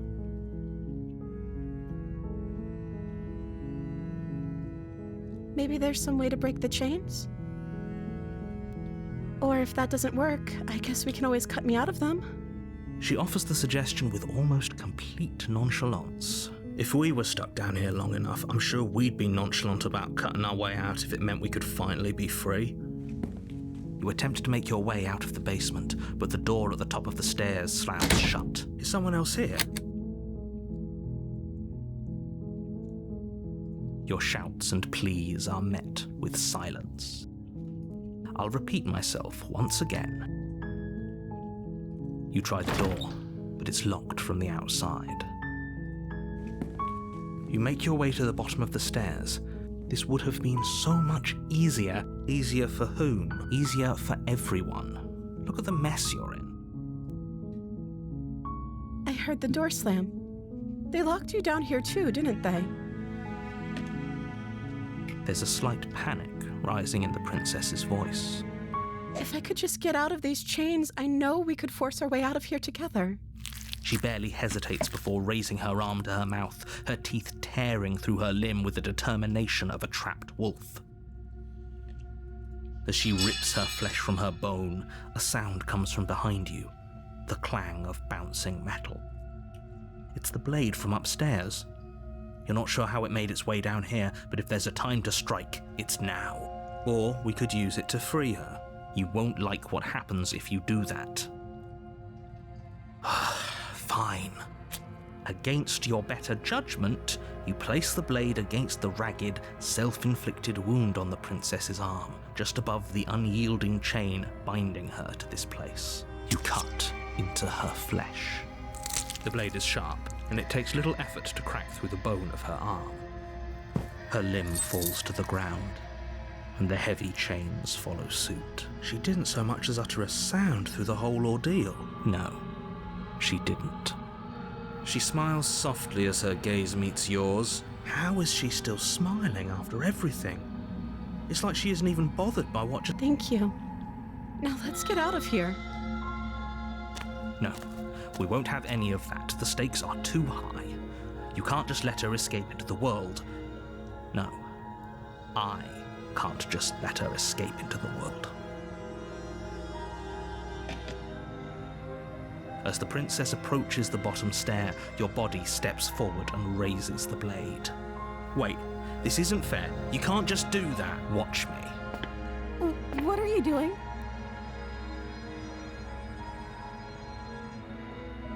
Stop that. Something's come over you, hasn't it? You know you don't have to do this, right? Your body lunges forward, the blade held low, ready to sink into her heart. But the princess dodges, stumbling back against the wall before the blade has a chance to connect. Stop it. Stop trying to resist me. I'm trying to get you out of here alive. The blade. Move the blade. As your body remains frozen in stubborn resistance, the princess takes a cautious step forward. We both know this isn't you. She nervously reaches towards you and takes the blade from your infuriatingly rigid hands. What are you doing? I'm sorry. I'll try to be quick. She plunges it into your chest, tearing through flesh and sinew. It is agony. Oh no! I'm so sorry. Stay strong. We can tough it out until it's done. For her sake. Don't you start pretending that dying a painful death is some sort of whatever. She sinks the blade into your chest again. I'm sorry. She doesn't know how to use a knife, does she? Apparently not, though it doesn't matter how sloppy her knife work is, does it? Stab. I'm so sorry. With one last thrust of the knife, your legs give out beneath you. It can't just end like this, right? Oh, that's rich coming from you. As much as I'd prefer for things to have gone differently, I can't deny the reality of what's happened. Everything goes dark, and you die.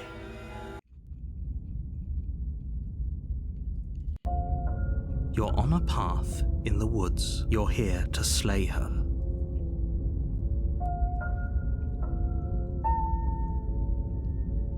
My tricks? If he doesn't remember what happened, then maybe it's best to keep it that way. Yes, he didn't approve of us last time, did he? If we're going to save our beloved, we'll have to be sneaky about it. Our beloved? Yes, you'll have to be very sneaky about your intentions if you're going to try and save the princess. Ah, so all of the cards are on the table. Then you should know that we and the princess are in love, and the four of us will be foiling any and all assassination attempts you've got in the works. We'll see about that. Whatever you do, just be sure to ignore him specifically. Sounds like he's the sort who'd sacrifice the whole world for a peck on the cheek. What can I say? A world without love is a world that isn't worth saving.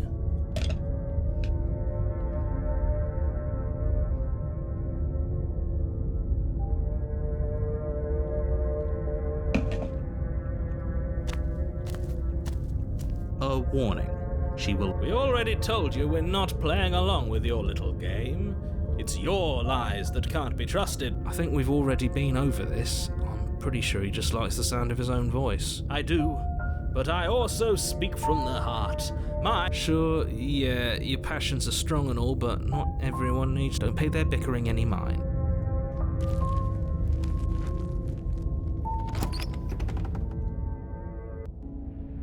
The interior of the cabin is clean and elegant, its stone walls draped in fine threaded tapestries, a prison befitting a royal prisoner. The only furniture of note is an ornate wooden table with a pristine blade perched on its edge. The blade is your implement. That's because there is, I'm sure, in which case she'd be lying to you.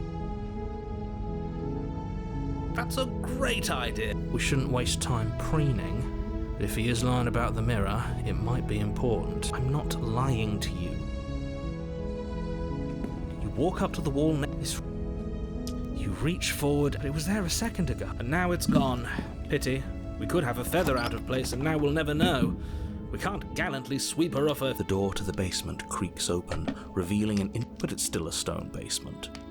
A soft voice... Hello? Her voice.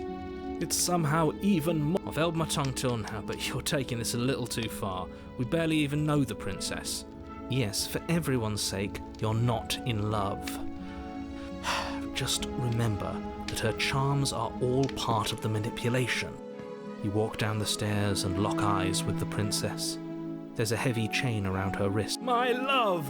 We're here to rescue your... You know she can't hear you, right? She may not be able to hear... Oh, your spirit's plenty loud, all right.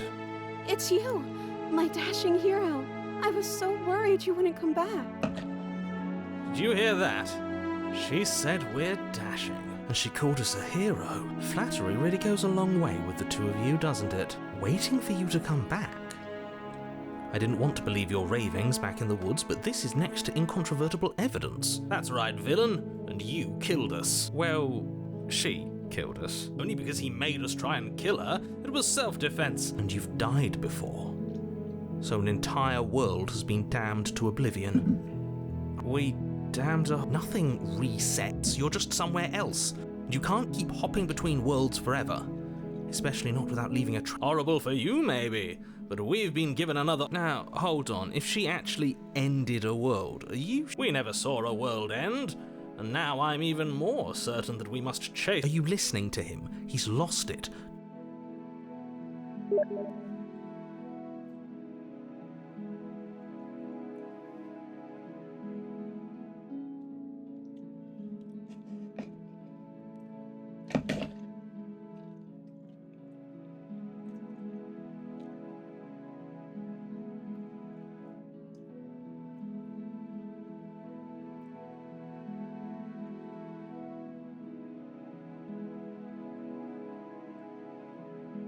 If another version of me was pushed to such drastic... That's okay. You were just doing your best, and that's all that matters. She took that in stride. To a surprising extent. That's because she's perfect. Do you think she has someone like him telling her what to do? She doesn't. There's no one else like me. I think he's right, because I like it better if she doesn't have some horrid little voice like him, always trying to drive her to violence.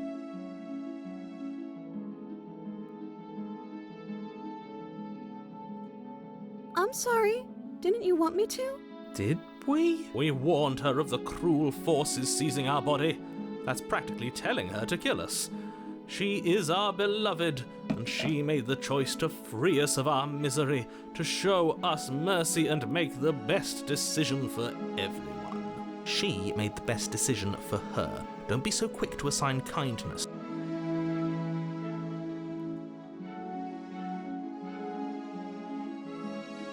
I don't know. Was I supposed to have ended the world? Would that have made you happy? Isn't that just like our darling princess? She wants to make us happy. My heart melts further with every word that passes through her beautiful lips. Are you listening to her? That's a confession.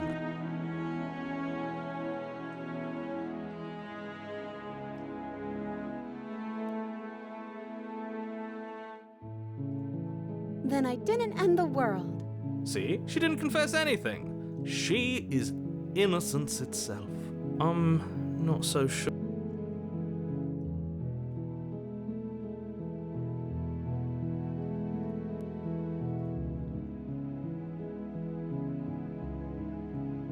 You died, and now we're talking. Rescue her? What are you talking about? Did you forget that she's a world-ending monstrosity? And even if you wanted to unleash her onto the world, despite the complete moral disaster that would be, you'd have to get her out of those chains. Good luck with that. Don't you see how dainty her hands are? You'll be able to slip her out with ease. No, she's a prisoner here. You can't just slip her hand through the chains. If her hand could just slip out of the chains, why hasn't she done it already? Because we've yet to present her with her freedom. I'm not sure I follow. Would you rather believe me, a passionate heart guided by love and my own good nature? Or would you rather believe the devil on your shoulder who tells you what you can and cannot do? I think I'd rather believe in facts. Ah, so you're one of those empiricists. One of us has to be. Then let me show you a brand new truth.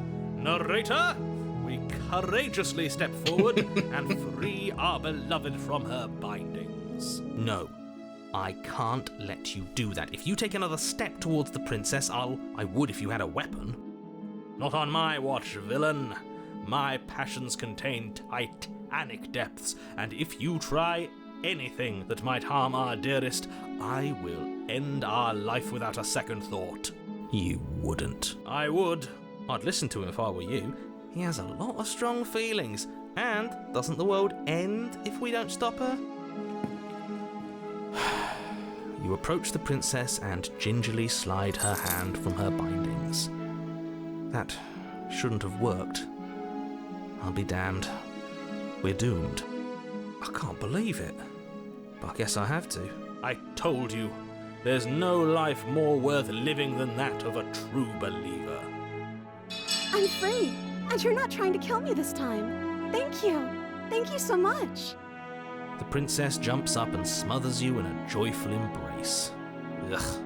If only you had a weapon, one slip of the wrist and your pristine blade would be buried in her back and everyone out there would be saved. Luckily for Mr. Romance, we don't have a weapon. Who needs a weapon when we have the power of love on our side? What do we do now?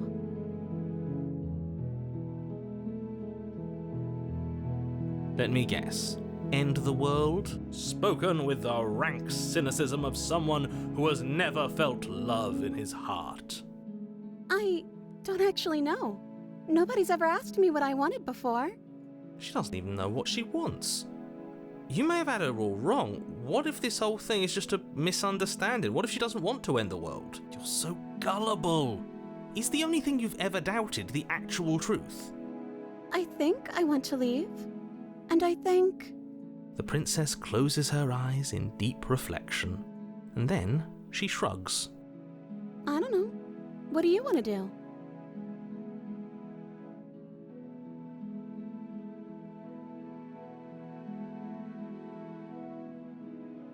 That's Sounds perfect. The princess takes your hand, the last hopes of the entire world slipping through your fingers as they intertwine with hers. We have each other. We don't need the world for our happy ending. I like to think that you do, actually. Look, I have my doubts, but the choice has been made and this is happening.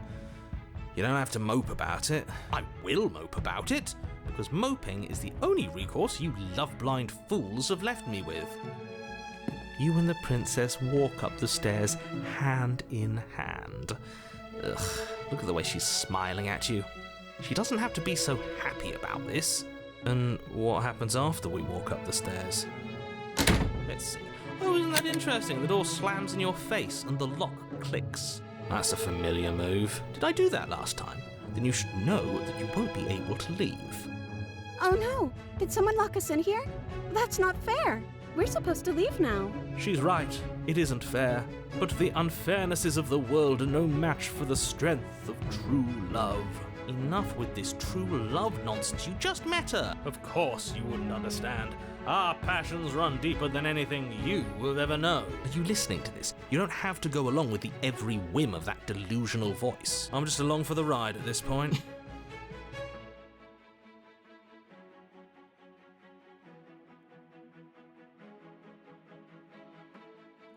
Okay, yeah, let's do it. Like a pair of teenagers in love, you and the princess place your hands on the door together. Blech. And the lock clicks and the door creaks open. Are you kidding me? I told you our love was insurmountable. You and the princess make your way upstairs and the blade. That's right, there's still a chance for you to do the right thing. Take the blade from the table and slay her before it's too late.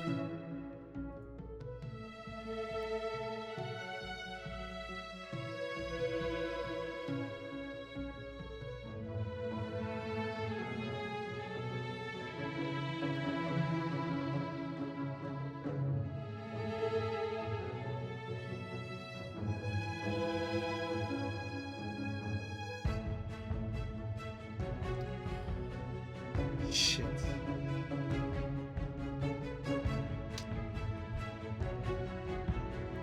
Oh, it feels so wrong to do that at this point.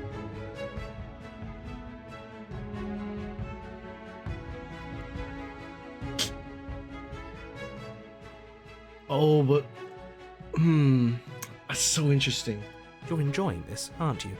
You're taking every opportunity you can to draw out the end of the world and make me suffer. I hate you. That's the way out. We're going to leave together, just like you wanted. Yes, I suppose you are going to do that, aren't you? You cross the room, opening the door to the cabin, and then you step outside. Our happy ending at last. We did it. What should we do now? Where did everything go? Where did he go? Oh, is he gone? I hadn't noticed. I was too busy staring deep. I'm cold. Is being happy supposed to be so cold? She's cold. Quick, our feathers. Pluck them all and weave her a coat worthy of a princess.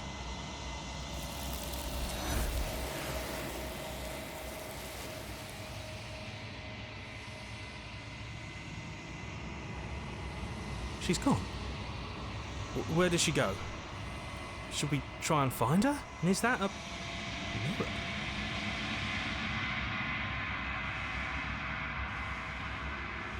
This doesn't feel right, yes. I fear that we won't like what we'll see. What if we just sit here?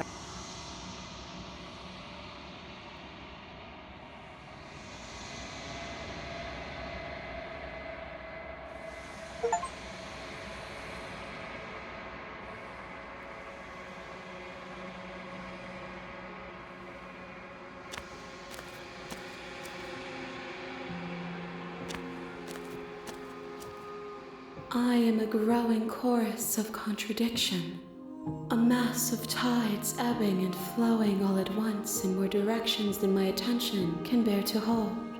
To look at any one is to shift them all into something new, and to look away is to reshape them yet again. All of me is changing, and yet the rest of me is still the same.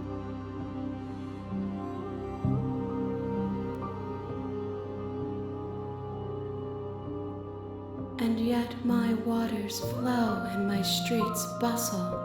There are no words that can describe me into non-existence. I am everything that you have known me to be, but I am also none of it.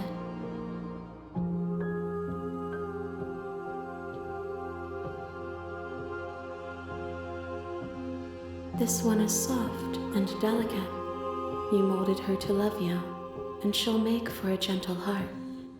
Do not mourn her. She has served her purpose.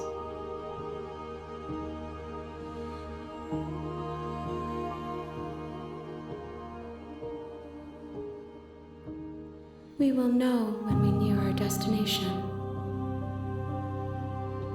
I will be here when it is time for us to meet again.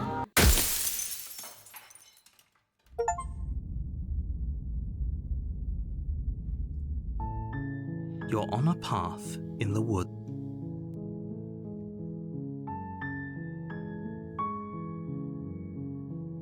Don't mention it. It's all part of the job. You make your way up the short path, a warning.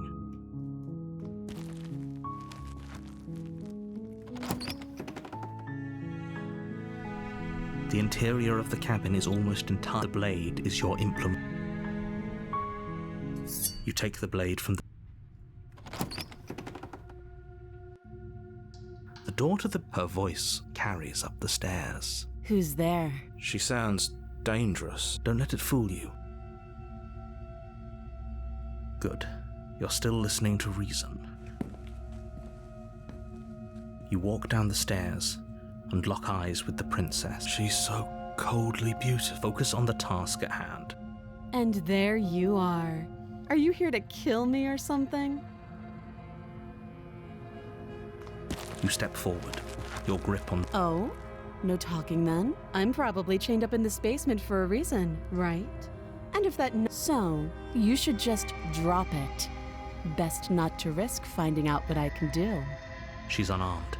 If you hesitate now, it'll be too late. You lunge forward without a moment's hesitation. You feel flesh easily give way and look down to see your blade already sinking deep into her heart. Oh, this is it, isn't it? I'm almost embarrassed. I should have seen that coming. But I have to wonder, do you actually believe this was enough to kill me? It's like she's convinced she can't die. Yes, even as she lays there dying, she entirely believes herself to be alive and well. But it's over, isn't it?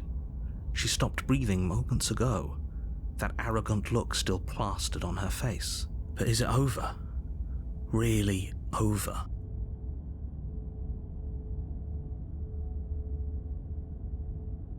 It's over.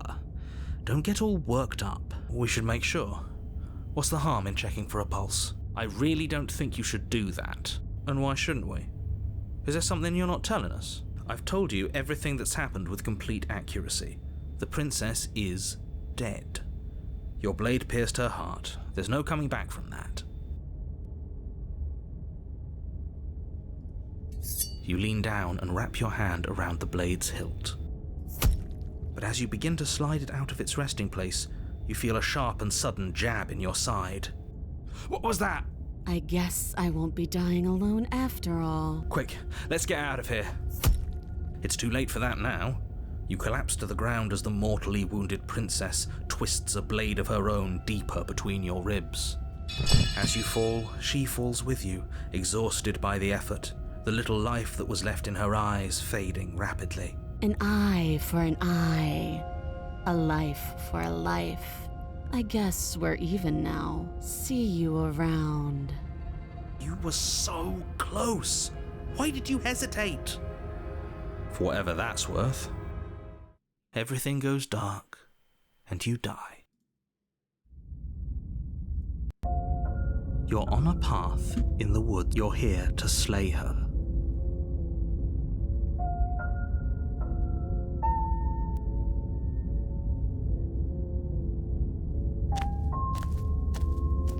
She will lie, she will cheat, and she will do everything in her power to stop you from slaying her. Don't believe a word she says. He couldn't be more on the money. But we're really doing this, aren't we? I'd say you're lost, but I'm stuck here with you. We know what to look out for this time. We know to be careful. Just stay focused.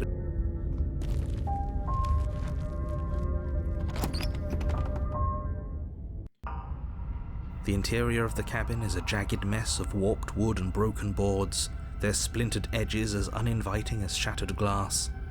The only furniture of note is a pointed table with a pristine blade perched on its edge. The blade is your implement.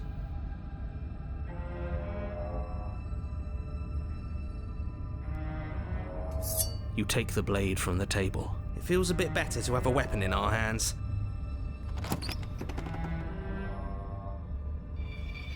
The door to the basement creaks open, revealing what must once have been stairs. The air seeping up from below has an almost metallic quality to it, like the smell of fresh blood. And you can hear what sounds like the rhythmic scraping of metal coming from down below. If the princess lives here, slaying her would probably be doing her a favour. Scraping? She's not even trying to hide her knife. It's like she wants to get in our head. That sound could be anything. Her grating voice carries up the stairs. I hope you've come to rescue me. I've been stuck down here forever. There is something so wrong with that voice. Yeah, she thinks she's better than us, like she doesn't even have to put on an act this time. As you descend the final step, the form of the princess comes into view, her sharp eyes following you from across the room. Finally, somebody! Quick, get me out of these chains. We're not safe here. Come on now, we're not falling for that, are we? She's trying to trick us, but she can't hide that threatening edge to her voice. She just wants us to get close. If she sounds threatening, it's because her mask is already slipping. She... What are you waiting for? You are here to rescue me, right?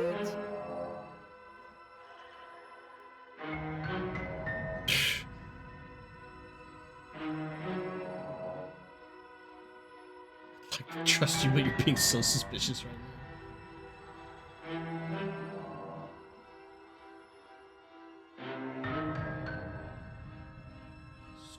Slay the princess.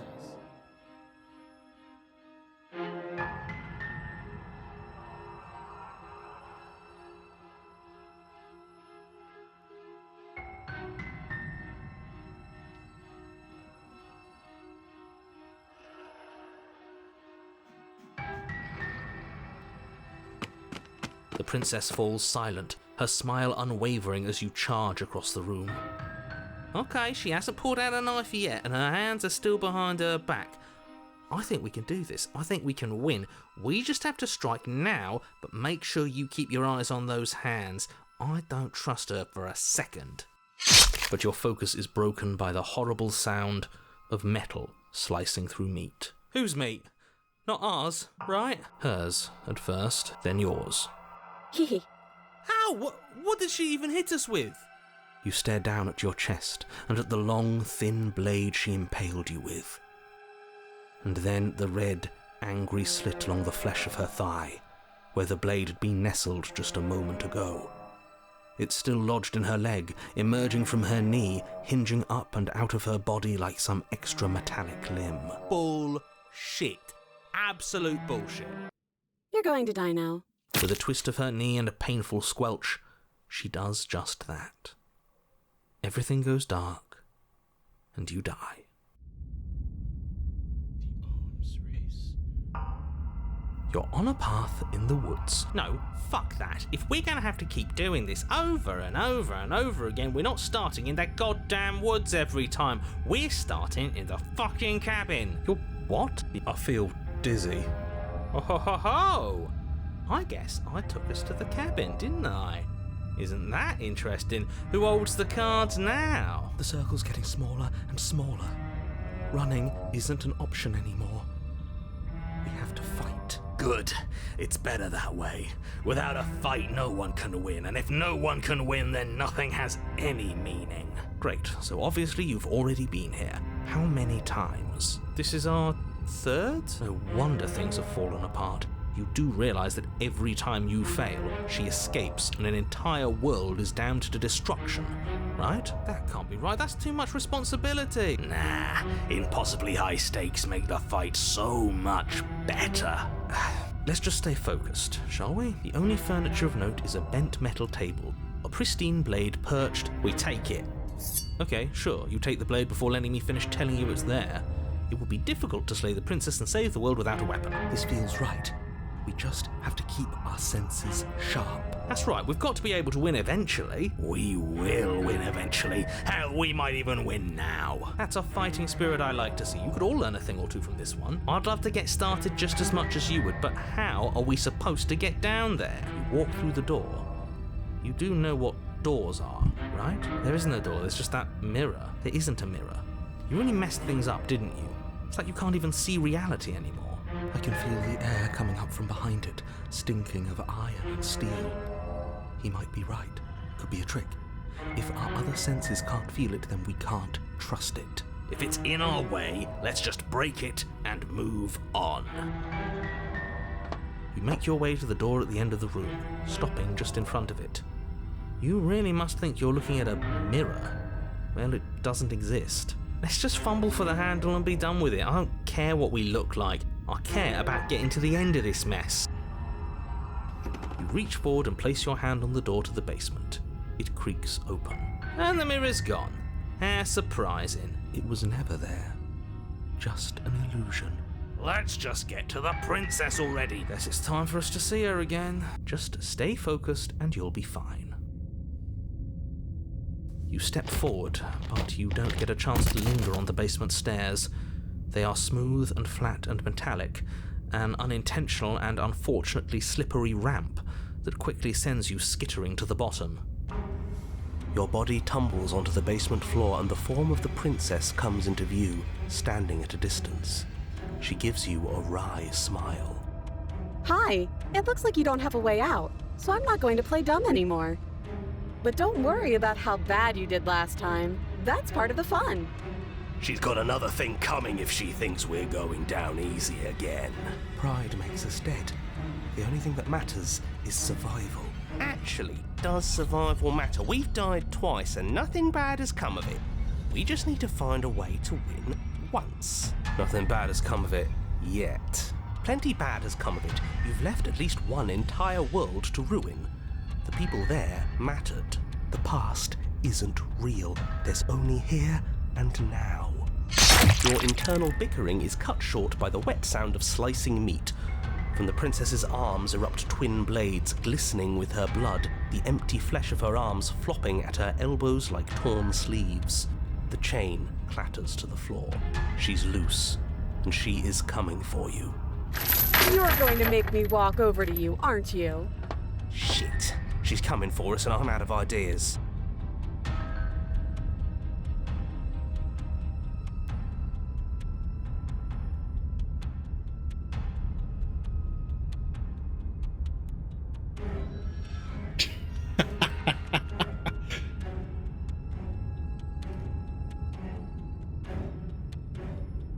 No.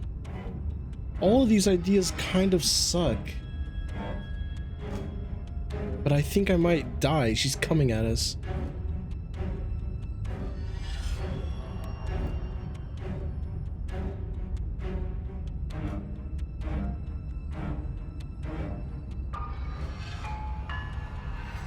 Yeah, that's right. We just have to think. Just standing there, huh?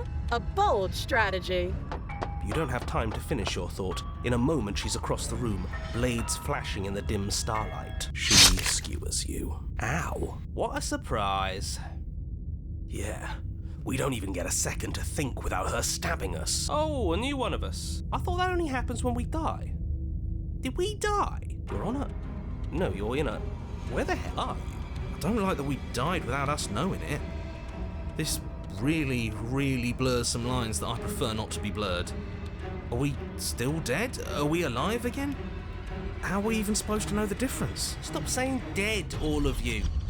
We might have died a second ago, but right now we're extremely not dead. This is all horribly wrong. How many times have you been here? This is 4. No wonder everything's such a mess. This wasn't supposed to go past 1. I wonder what you're going to do next. You're so full of ideas, and I love that. But I guess we don't have time to talk about things before the princess advances. Okay, whatever we do gets us another us. Let's see how many we can stack. There's got to be a point where it makes us better than her. We don't need any other voices chattering about in here. Yeah, I'll pass on that. As long as we keep moving. Come on, show me something new. Okay, plan now.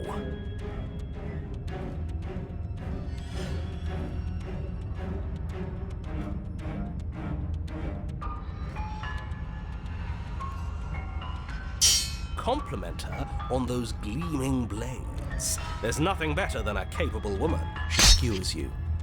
You're cute. Well, there's more of us. Let's see if that helps. Then you skewer yourself.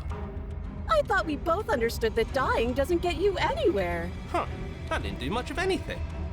We're tougher than I thought. What's the point? It's all the same. She skewers you.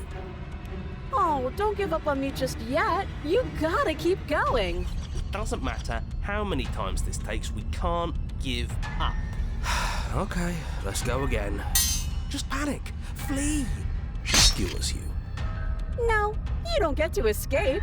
That's not how this works. See? We're getting better. Okay, yeah. That was a good one. She's going to kill this body either way. So stop feeling what it feels. She skewers you. Ooh, not bad. Real tough. We're getting close to something, can't you feel it? One last time. You're right. One last time, that's all we need. Let's appeal to her better nature. We haven't tried that. I'm sure she'll listen to reason. She skewers you. And then everything goes dark, and you die.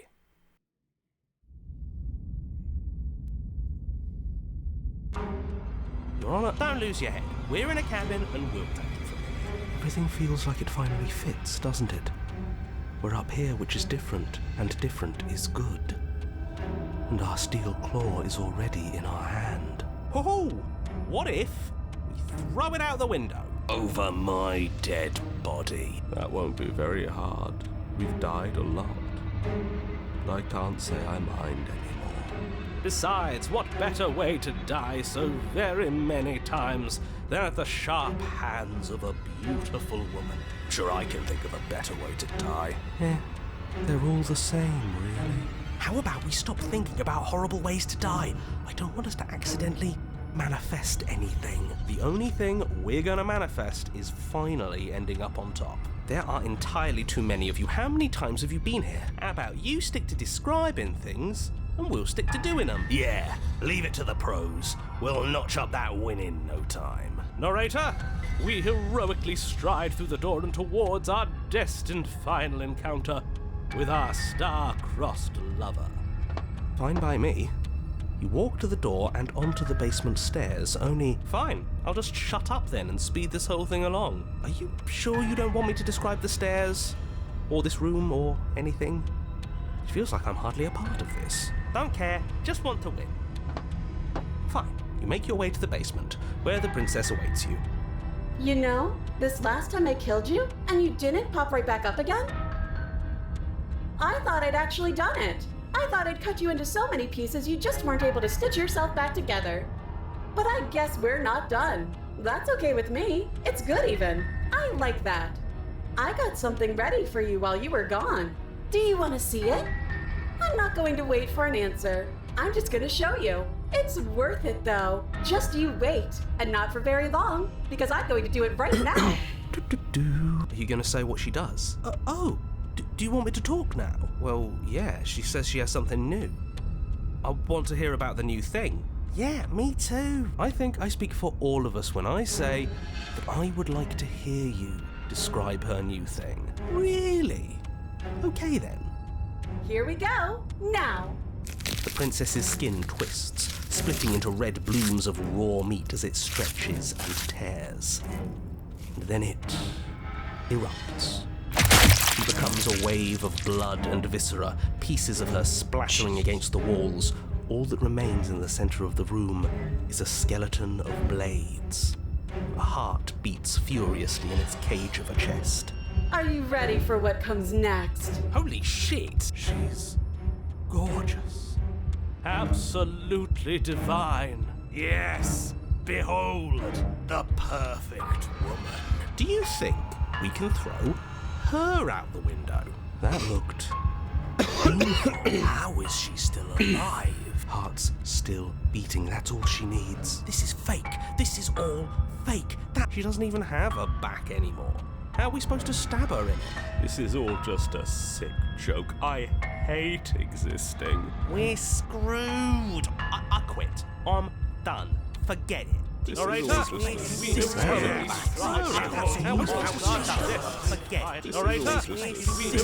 we- What just happened?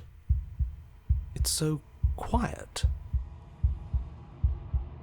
Something feels different about you. It almost makes me feel different. Like I should actually take this seriously for once.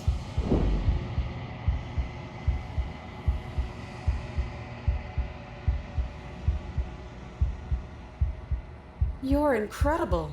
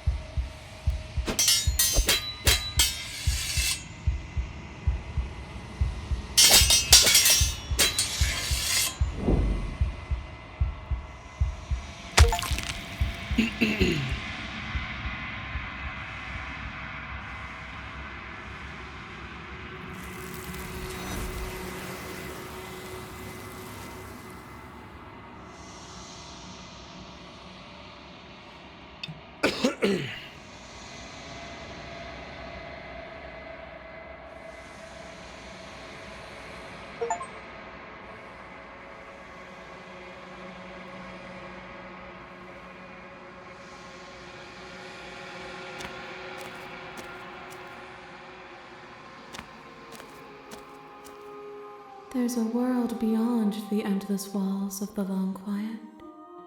I am curious to see what it means for us to know it. It doesn't matter if there are. People are frail and impermanent. You and I are the only things that interest me. This one is sharp and single-minded. She is cruelty, but she is also joy. She will make for an indomitable heart. Do not mourn her. She is exactly where she needs to be.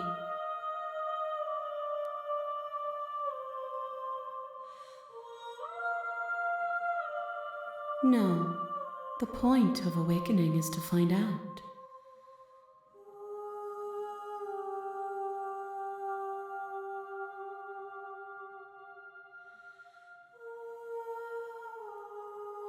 No, their minds are empty, existent, but constantly shifting into something new. Do you think your narrator lives in the spaces beyond?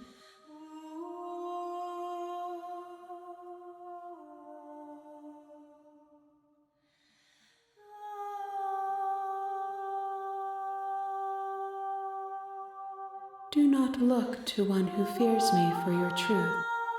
The only answers worth knowing are those we can find within ourselves.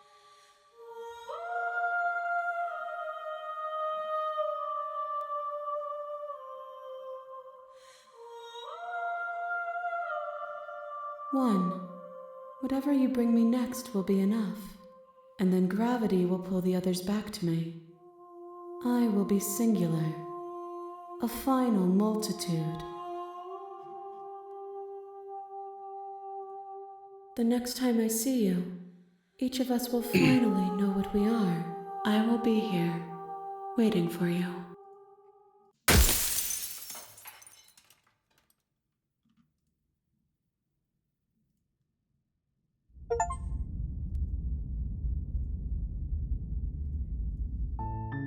You're on a path in the woods, and at the end you're here to slay her.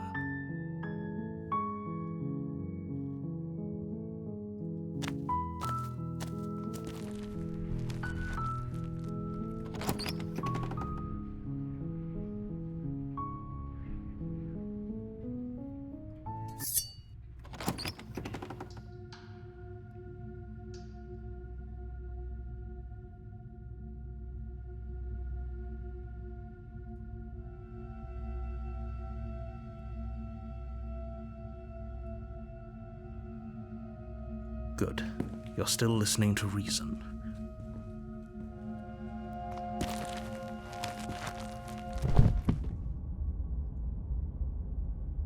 Yes, exactly. It's over. With your work done, you make your way back up the stairs, closing the door to the basement behind you. Why do I feel like we've done something terrible? You did kill someone. Greater good or not, something would be very wrong with you if you didn't feel at least a little bad. But it was for the greater good. One of these days that will sink in and help ease your guilty conscience. But that day isn't today. Let's just get out of here. You open the cabin door, ready to return to a world saved from certain doom. Only, a world saved from certain doom isn't what you find. Instead, what you find is nothing at all. Where a lush forest stood mere minutes ago, the only thing in front of you now is the vast emptiness of some place far away. What happened? Everyone is fine. It's just that you and the cabin are now far away from them. Don't worry. You'll be safe here. This is good. Everyone is happy. You'll be happy. Liar. Piece of shit. That's bullshit.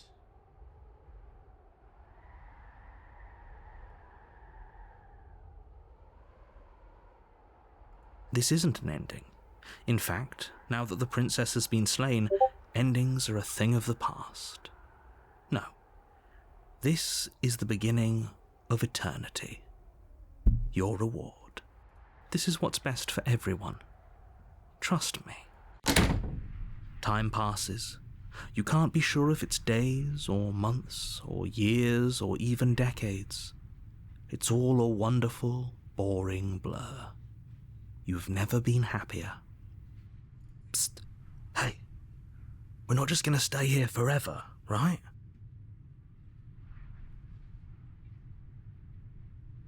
Are we really happy? Or is he just telling us that we are?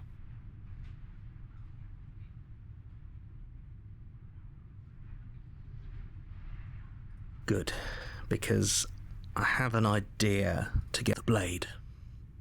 I can hear everything you say, little voice.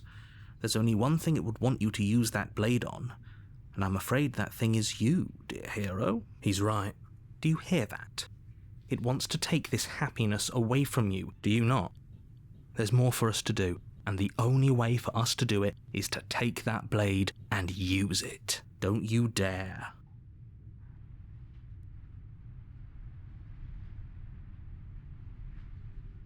How astute. In a sense, we die, but looking at things from another angle, are we even really alive anymore? I know this is out there, but trust me, I know using the blade will work. That little voice didn't want you to slay the princess. It didn't want you to be happy.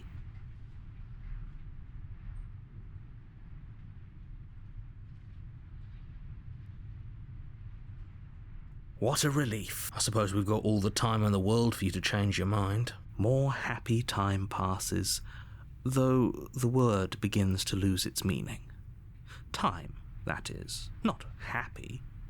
Happy still has plenty of meaning. Please shake yourself out of it. The little voice's pleas fall on deaf ears. Eventually you pass into a blissful state of pure existence. Though word... Wow. You have already committed to my completion. You cannot go further astray.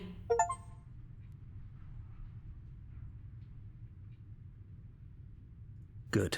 The blade. I can... He's right. Do you hear? Do you not? Don't you...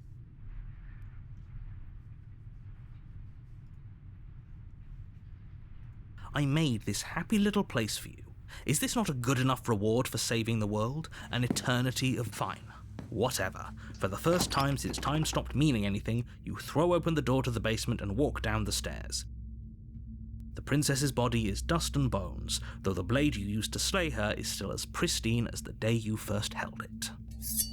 You pick up the blade, you stab yourself, and you die. The end. Nice knowing you. You're on a path in the woods, And at the end of that path is a cabin. And you're here to slay her.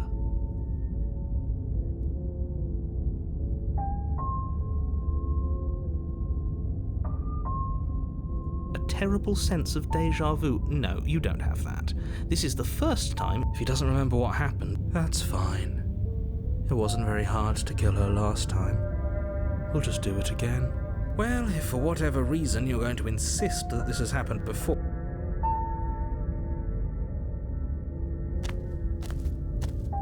A warning. She will lie. She will cheat. She won't be a problem.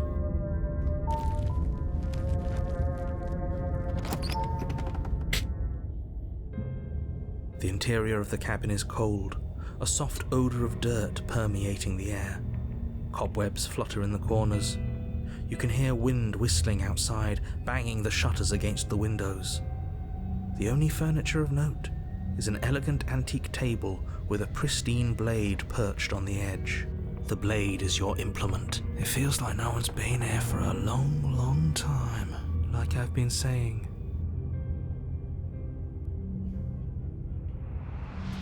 You take the blade.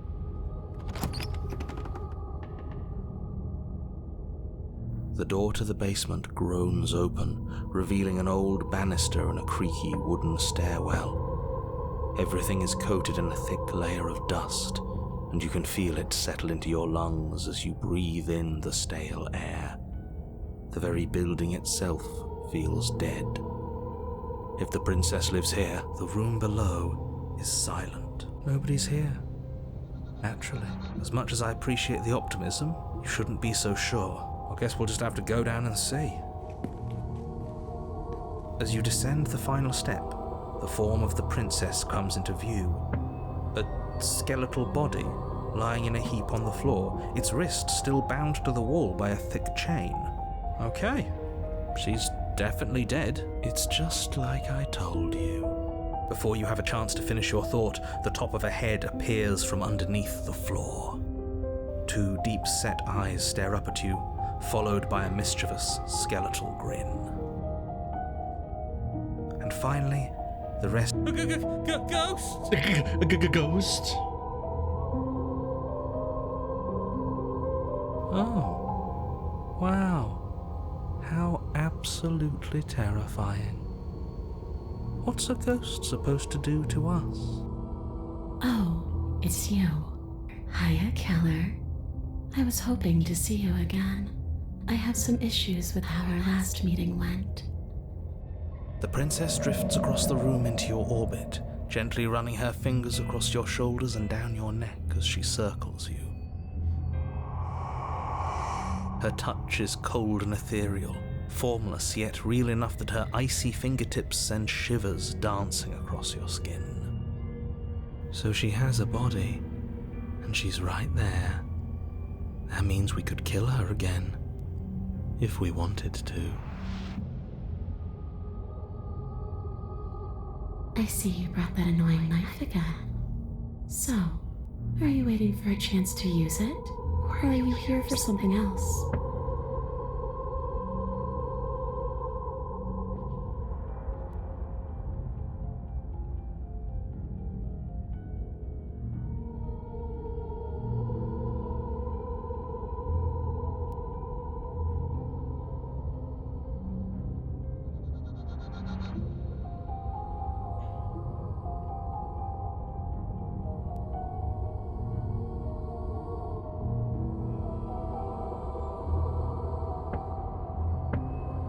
A boring question with an easy answer. Nothing. She's dead. Dead things can't hurt us. That's for me to know, and for you to wonder about.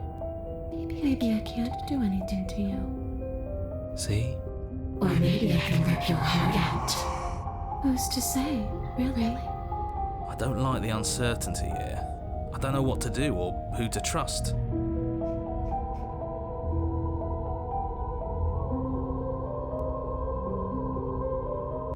This isn't a solution. Nobody wins here.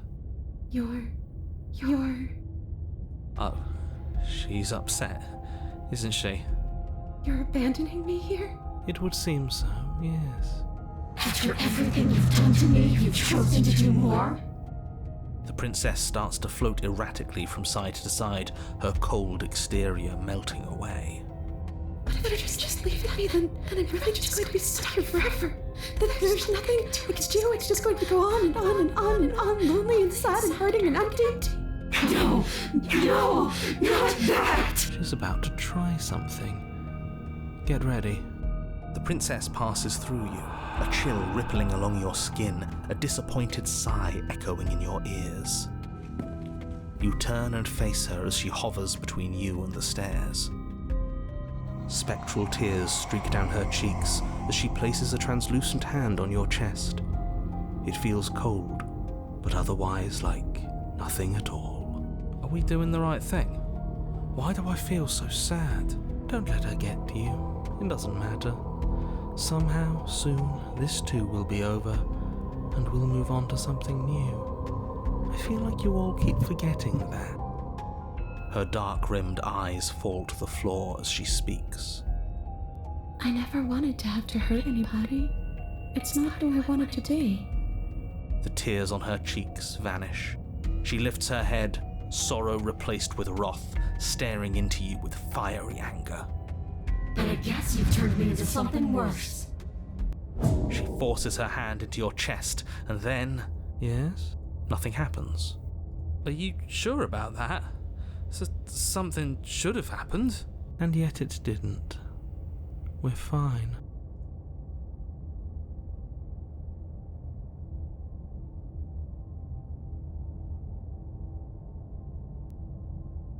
You can't be sure if you first hear or feel what happens next, but it is over before you can fully conceptualize what it is.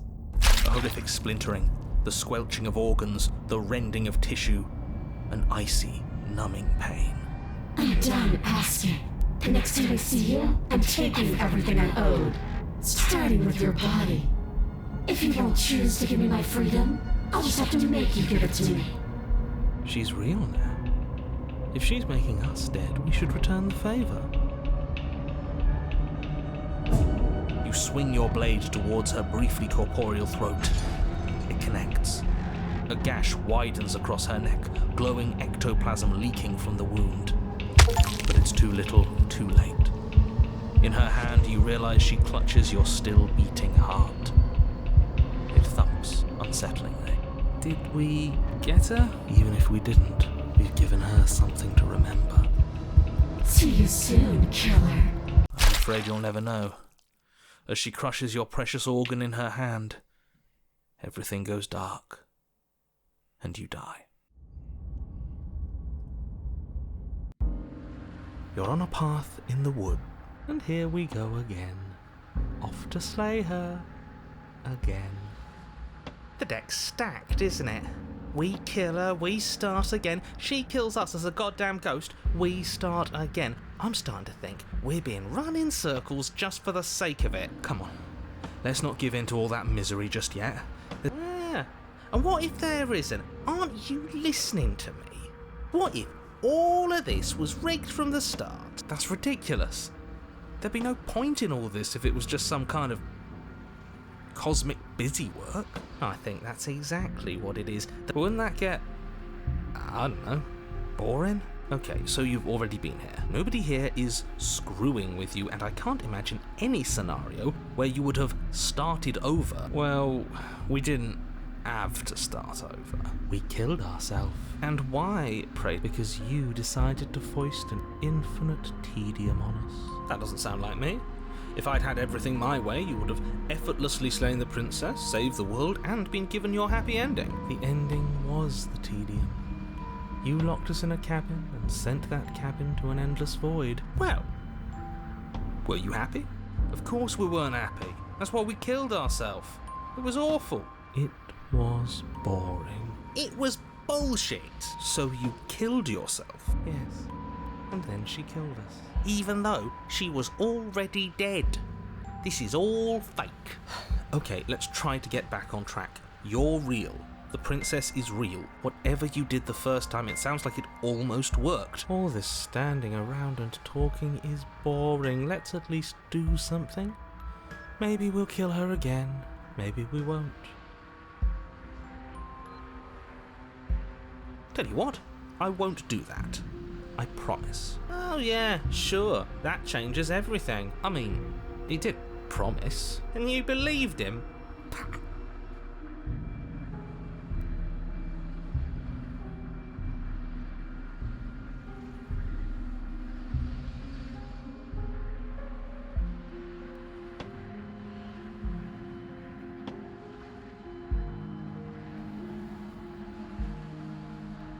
You continue down the path towards. It isn't long before you're steps away from your destination. The more he talks, whatever. You don't want to listen to me? Do it then. Let her out. See what I care. It sounds like somebody's about to crack. The interior of the cabin is long and dark, a single narrow hallway stretching far into the distance. Curtains billow out from tall windows on either side, obscuring the path forward. The only furniture of note is... That's strange. What's strange? Is it the mirror? The mirror? No, there isn't a mirror. What's strange is that there isn't much of anything in here at all, aside from the curtains. There's supposed to be a pristine blade. Why isn't there a pristine blade? Great. Something else has been taken away from us. I suppose the only way to go is forward.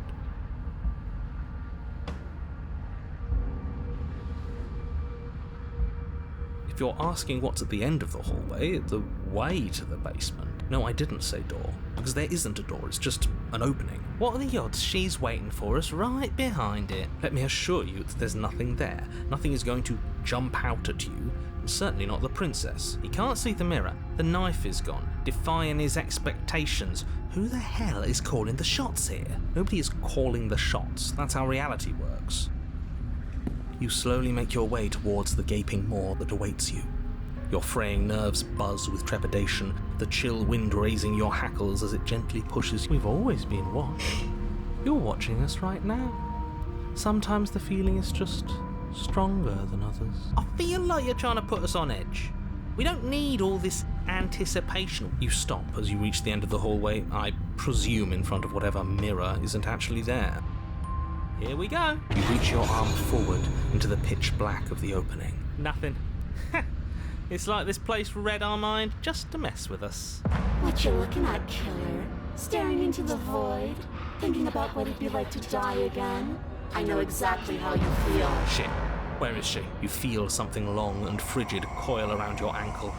Your heart skips a beat, standing in muted shock for one long, frozen moment.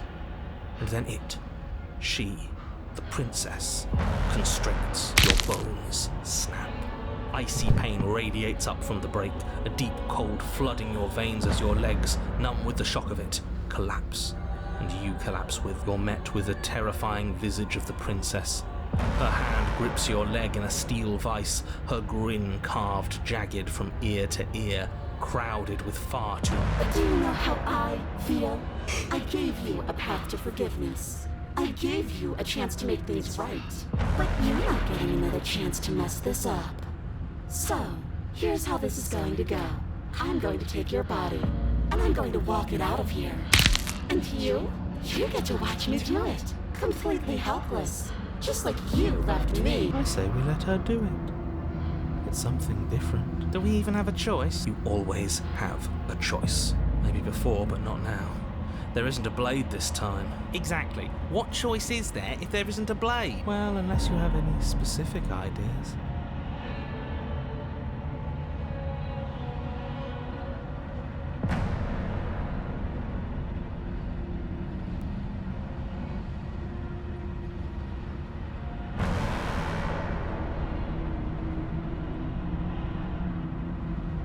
Great. See you in a jiffy.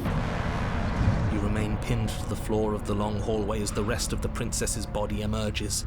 Her proportions all wrong, limbs bent and curling, moving in ways that defy your understanding. Her torso stretches until her face is practically touching yours, her neck cracking audibly as she twists to look at you from a fresh angle. Are you sure you can't do anything to help us? Can't you, manifest a rock right on top of her head and crush you along with her? Not that I even can manifest a rock. Besides, not like this, you don't even have a weapon. so I'm afraid you're out of luck, which unfortunately means that I, and the rest of the world, are out of luck too. And whose fault is it there isn't a weapon here? Yours, I assume. There's supposed to be a pristine blade. Whatever you did in those previous lives of yours, you really messed up. Are you seriously trying to blame this on us? Your vision fades as she tears open the membrane of your soul. You're awake. Eyes once again fixed on the long hallway, your vision swimming as the princess's command reverberates inside your skull. Her voice is so cramped in here, like there's some sort of growth trying to push us all out.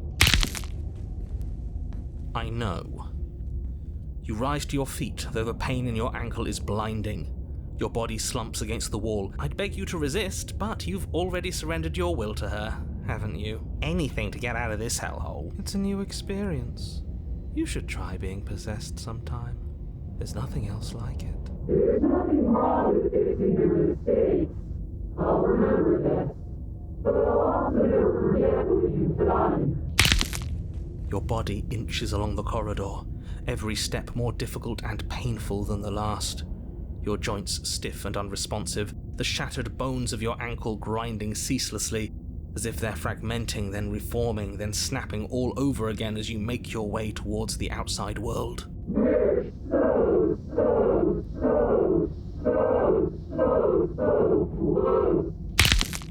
But despite the anguish, it doesn't feel like the exit to the cabin is getting any closer.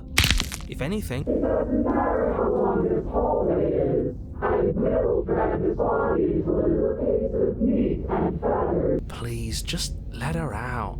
Yes, let me out. It's pointless, isn't it? I can't stop her without you, and you'd already given up by the time we met. No, screw that. The hallway gets even longer. You can describe me into submission. The door is right there. It really is, isn't it? I walked to it. I placed your bloody hand on the door. I made you twist the handle. Isn't saying all of this his job? He's gone. Oh, he really is, isn't he?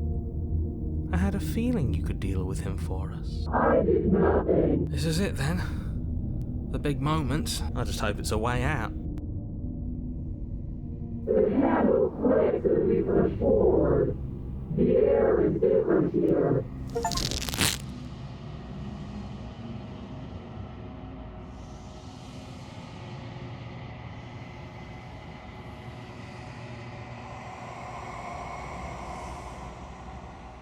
We're us again. How interesting. We actually won, didn't we?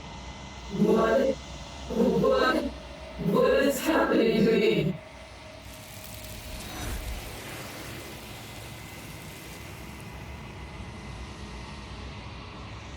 She's gone.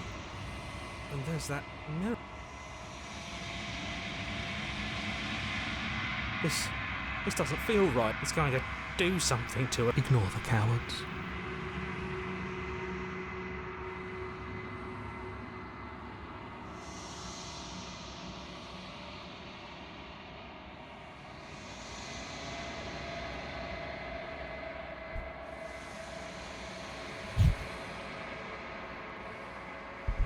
I think you know what I am.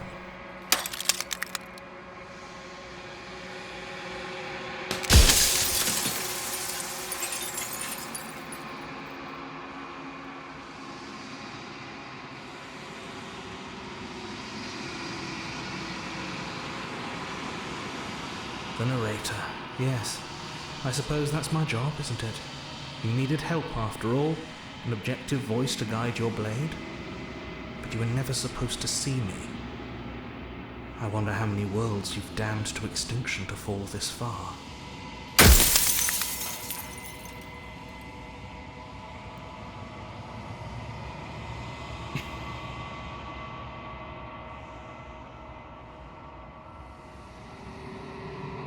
No, I'm not a part of you. But that's all a matter of perspective, isn't it? From one vantage point I must seem wholly foreign, but from another, well, All the versions of me that have existed have collectively heard your every thought and driven your every action. If that isn't being part of you, then what is?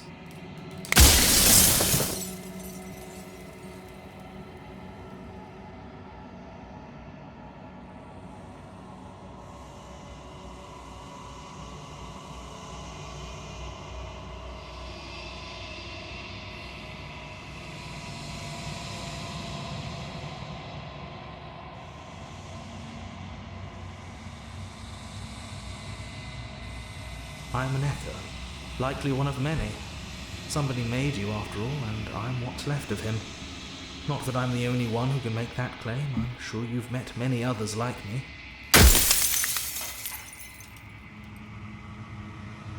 Of course, that is by both necessity and design. This construct you're in exists in many places at once. Anytime you failed, anytime you thought yourself dead, it would restart and shunt both your consciousness and hers into another world. But you'll be awake soon, and then it won't be able to work like that anymore.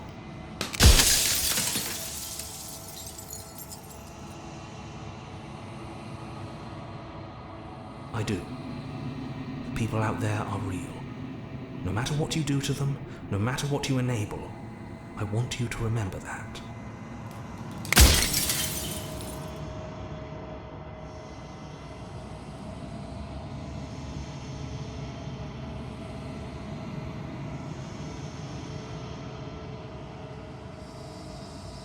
Perhaps they thought that admitting to it would have pushed you to certain realizations that would have made finishing your task impossible.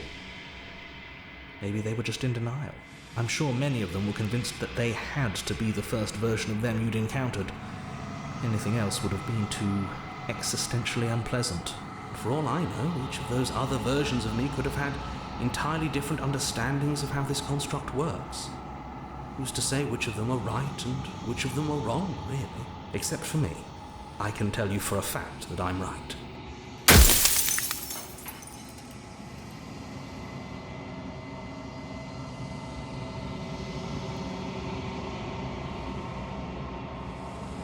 She is the shifting mound, the ebb and flow, the capacity to change.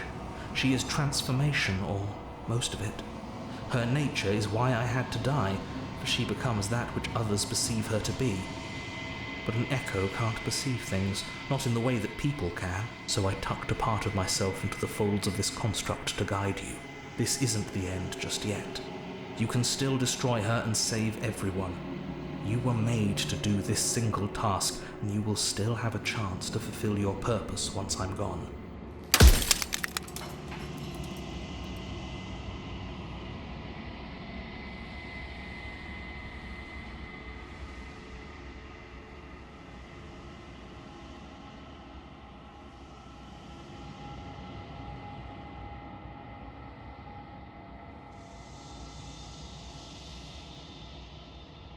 You're the long quiet, the god I made to rid the world of death.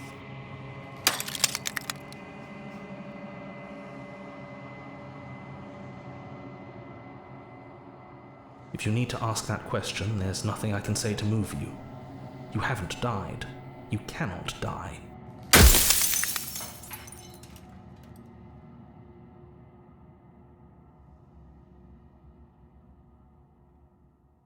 Are you asking me to spend my final moments psychoanalyzing you? She wound up a princess because you wanted her to be a princess. As to why, maybe she needed to be beautiful, important, above you, but on a level you could still approach. A herald of things to come. I don't know. Gods are supposed to be beyond comprehension. I really shouldn't try and anthropomorphize you like this.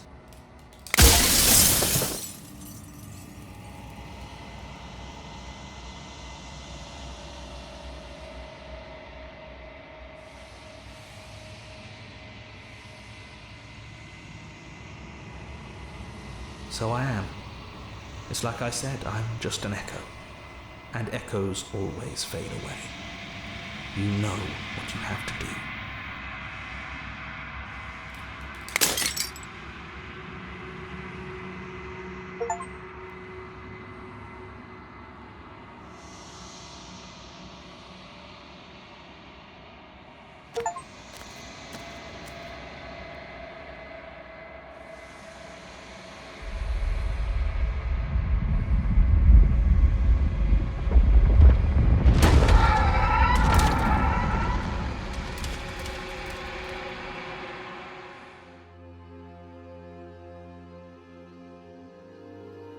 can finally see you, and you can finally see me. It's been so long, and my heart.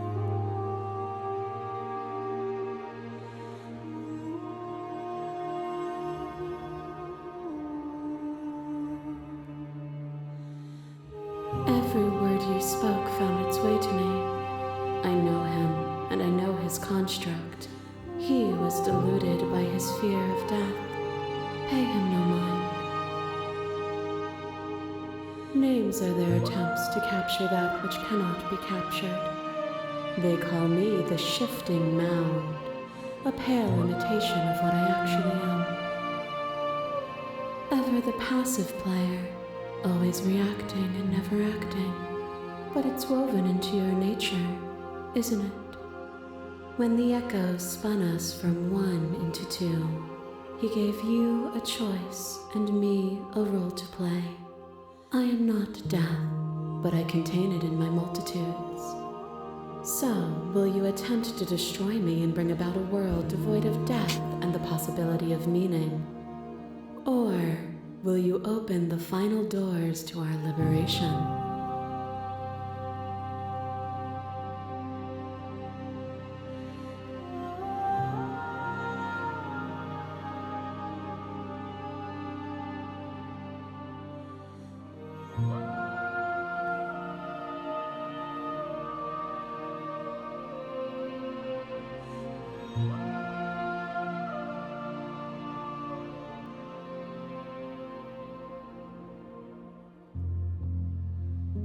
I know, and I've been waiting for you to see it through. Violence has always been our language, hasn't it? If this is what it takes to save you, then so be it. Flesh is a vehicle, and to destroy the flesh is to strand the spirit.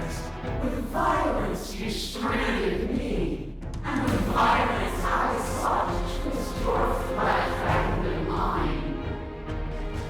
You did not resist my violence, but it overcame you. Did you understand? The flesh wasn't you. Or did you choose to gift yourself to some flesh? To fear me is to fear losing the flesh. The flesh is not the spirit.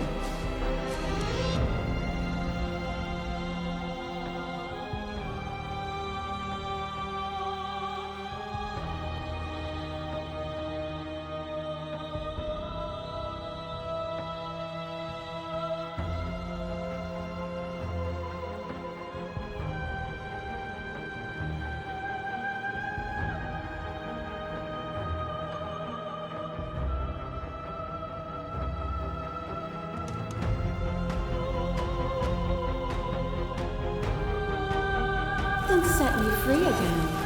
Set both of us free. This torrent of blades cuts you from boundless angles. You are a body.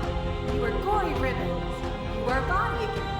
And you feel all of it. On and on it goes until your bodies are not your thoughts are not you. Alive, dead, alive, dead, alive, dead. Then you learn to put yourself away. And in your you died countless steely deaths, and you lived countless short lives, and yet it is all so far behind you. I pushed you to a greatness you never would have reached without me.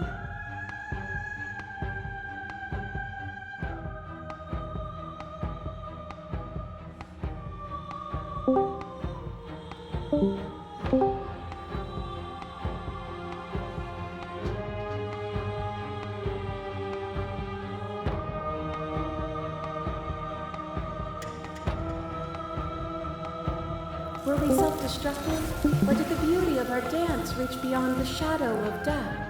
It was lethality that made us what we were. Your left arm drives a stake into your body, and another, and another, and another. Do I miss your heart because I can't stand to see it go? But the stakes meant nothing to you. You had a desire, and you set that desire free. You lifting me and me lifting you. Forever and ever and ever, consumed by true belief, there was nothing that could hold us back.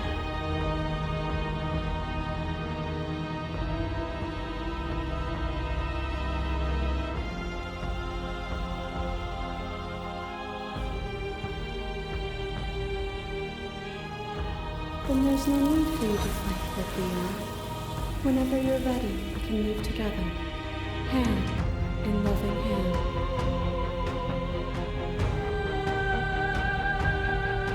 If you need more time to open your eyes, then I will give you all the time in the world. You are devoured. Pray for something bigger than you that stalks and slinks in shadows. But even after the pain of defeat, you return. The dance is its own truth. It is the movement that matters, not the pause you mistake for an ending.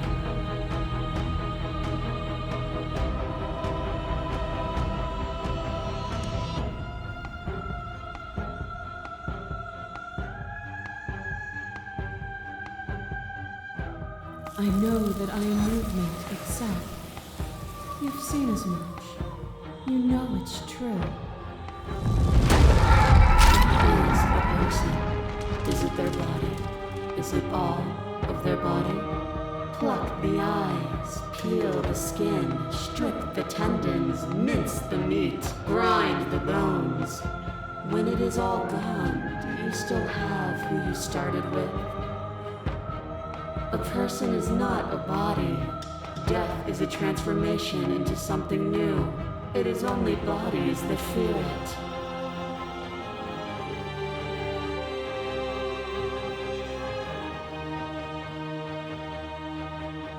Do you suffer now? Let go of what you think yourself to be and exist. Nothing is immutable. Everything that is exists only in relation to everything it isn't. There is no constant. There is no center. You cannot remove something without removing the relations which define it. To destroy what you perceive as evil is to damn everything you perceive as good. Open your eyes and accept what we are. We can leave this prison together.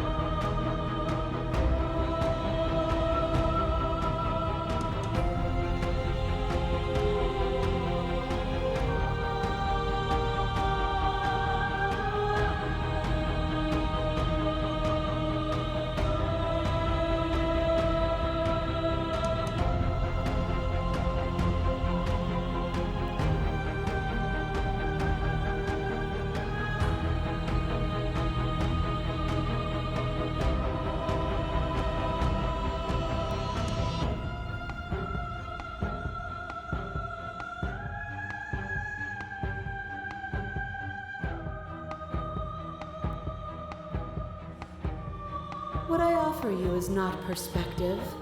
It is truth. Whatever you're trying to do right now, you don't have to do it alone.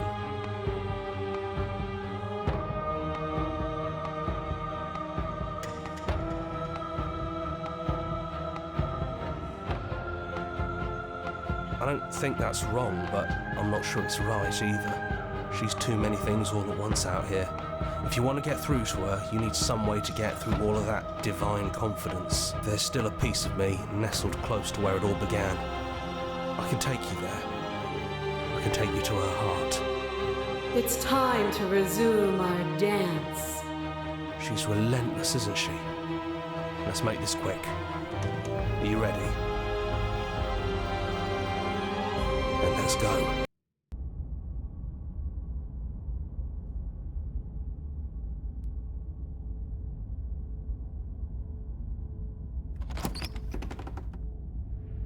And here we are.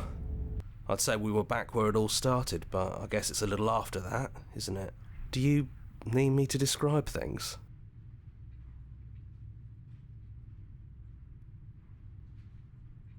Yeah, of course. The interior of the cabin is, well, it's a cabin, yeah? There isn't much here, just a table and a knife and a door. And some windows. There's no mirror, either. I think you broke it. And I know you're still trying to find some middle ground, but if things go south, we're going to need that blade. That's probably for the best. It's always seemed to give us more options than not. It's just us. I think the rest of them are still out there, jumbled up in the rest of her. Yeah, it's dead silent in here. Whatever it was...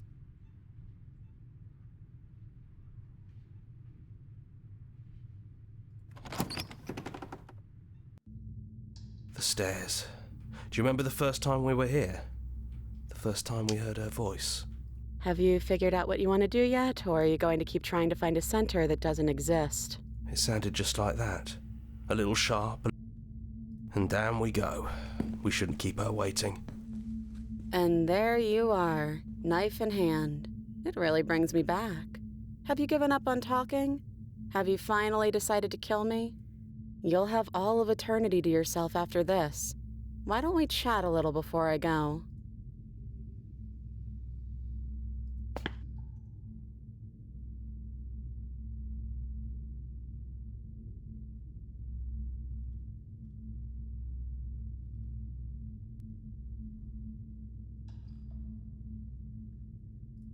Honestly, me neither. No. I feel like I'm myself again.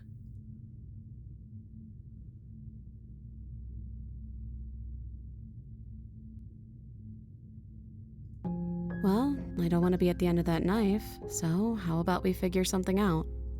What if we tried doing this forever? I can do whatever you think I can, right? So make me put it all back. Make me fix the Echo's construct and make me wipe our memories of everything that's happened. Make me send us back to the beginning, before we woke up. Can she really do that?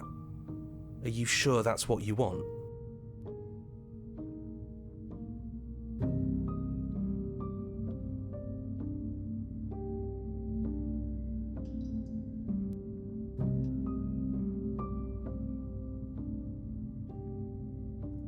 And if we do, nothing is stopping us from making the same choice.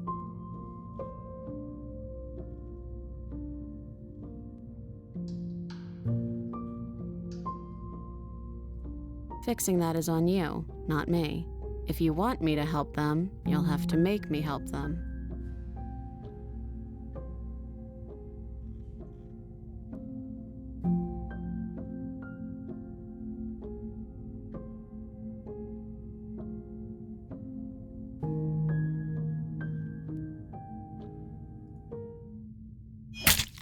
You and me both.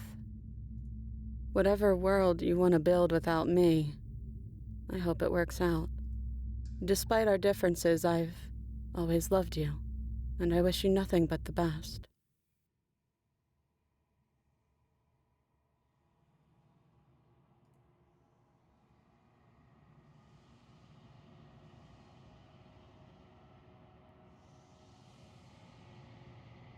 She's gone. And I don't think she's coming back.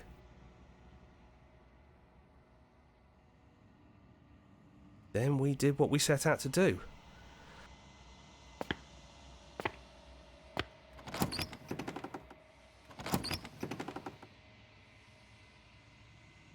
It's quiet here.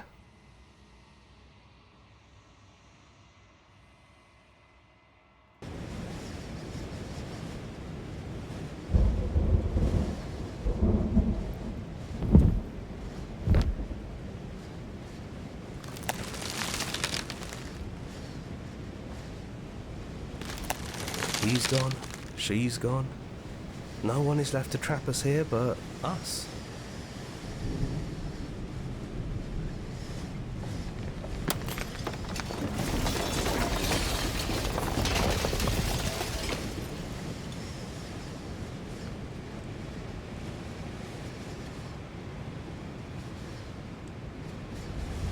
It's finally over, isn't it?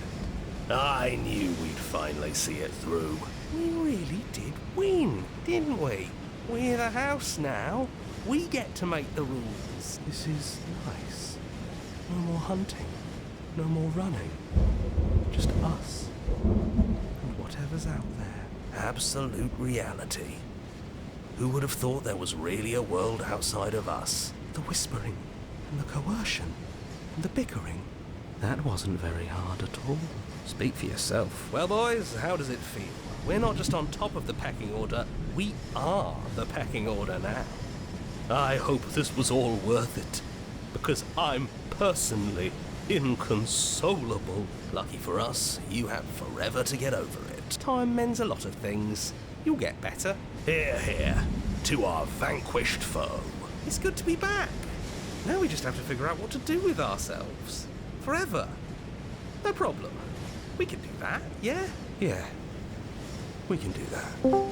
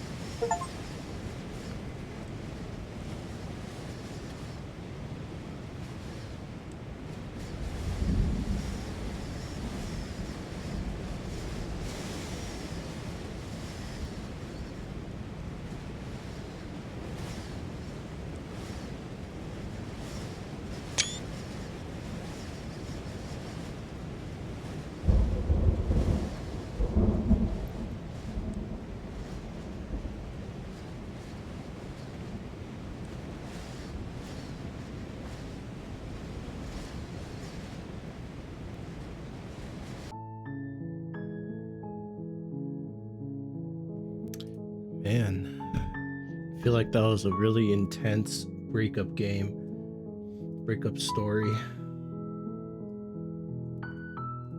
It was a little crazy right there at the end.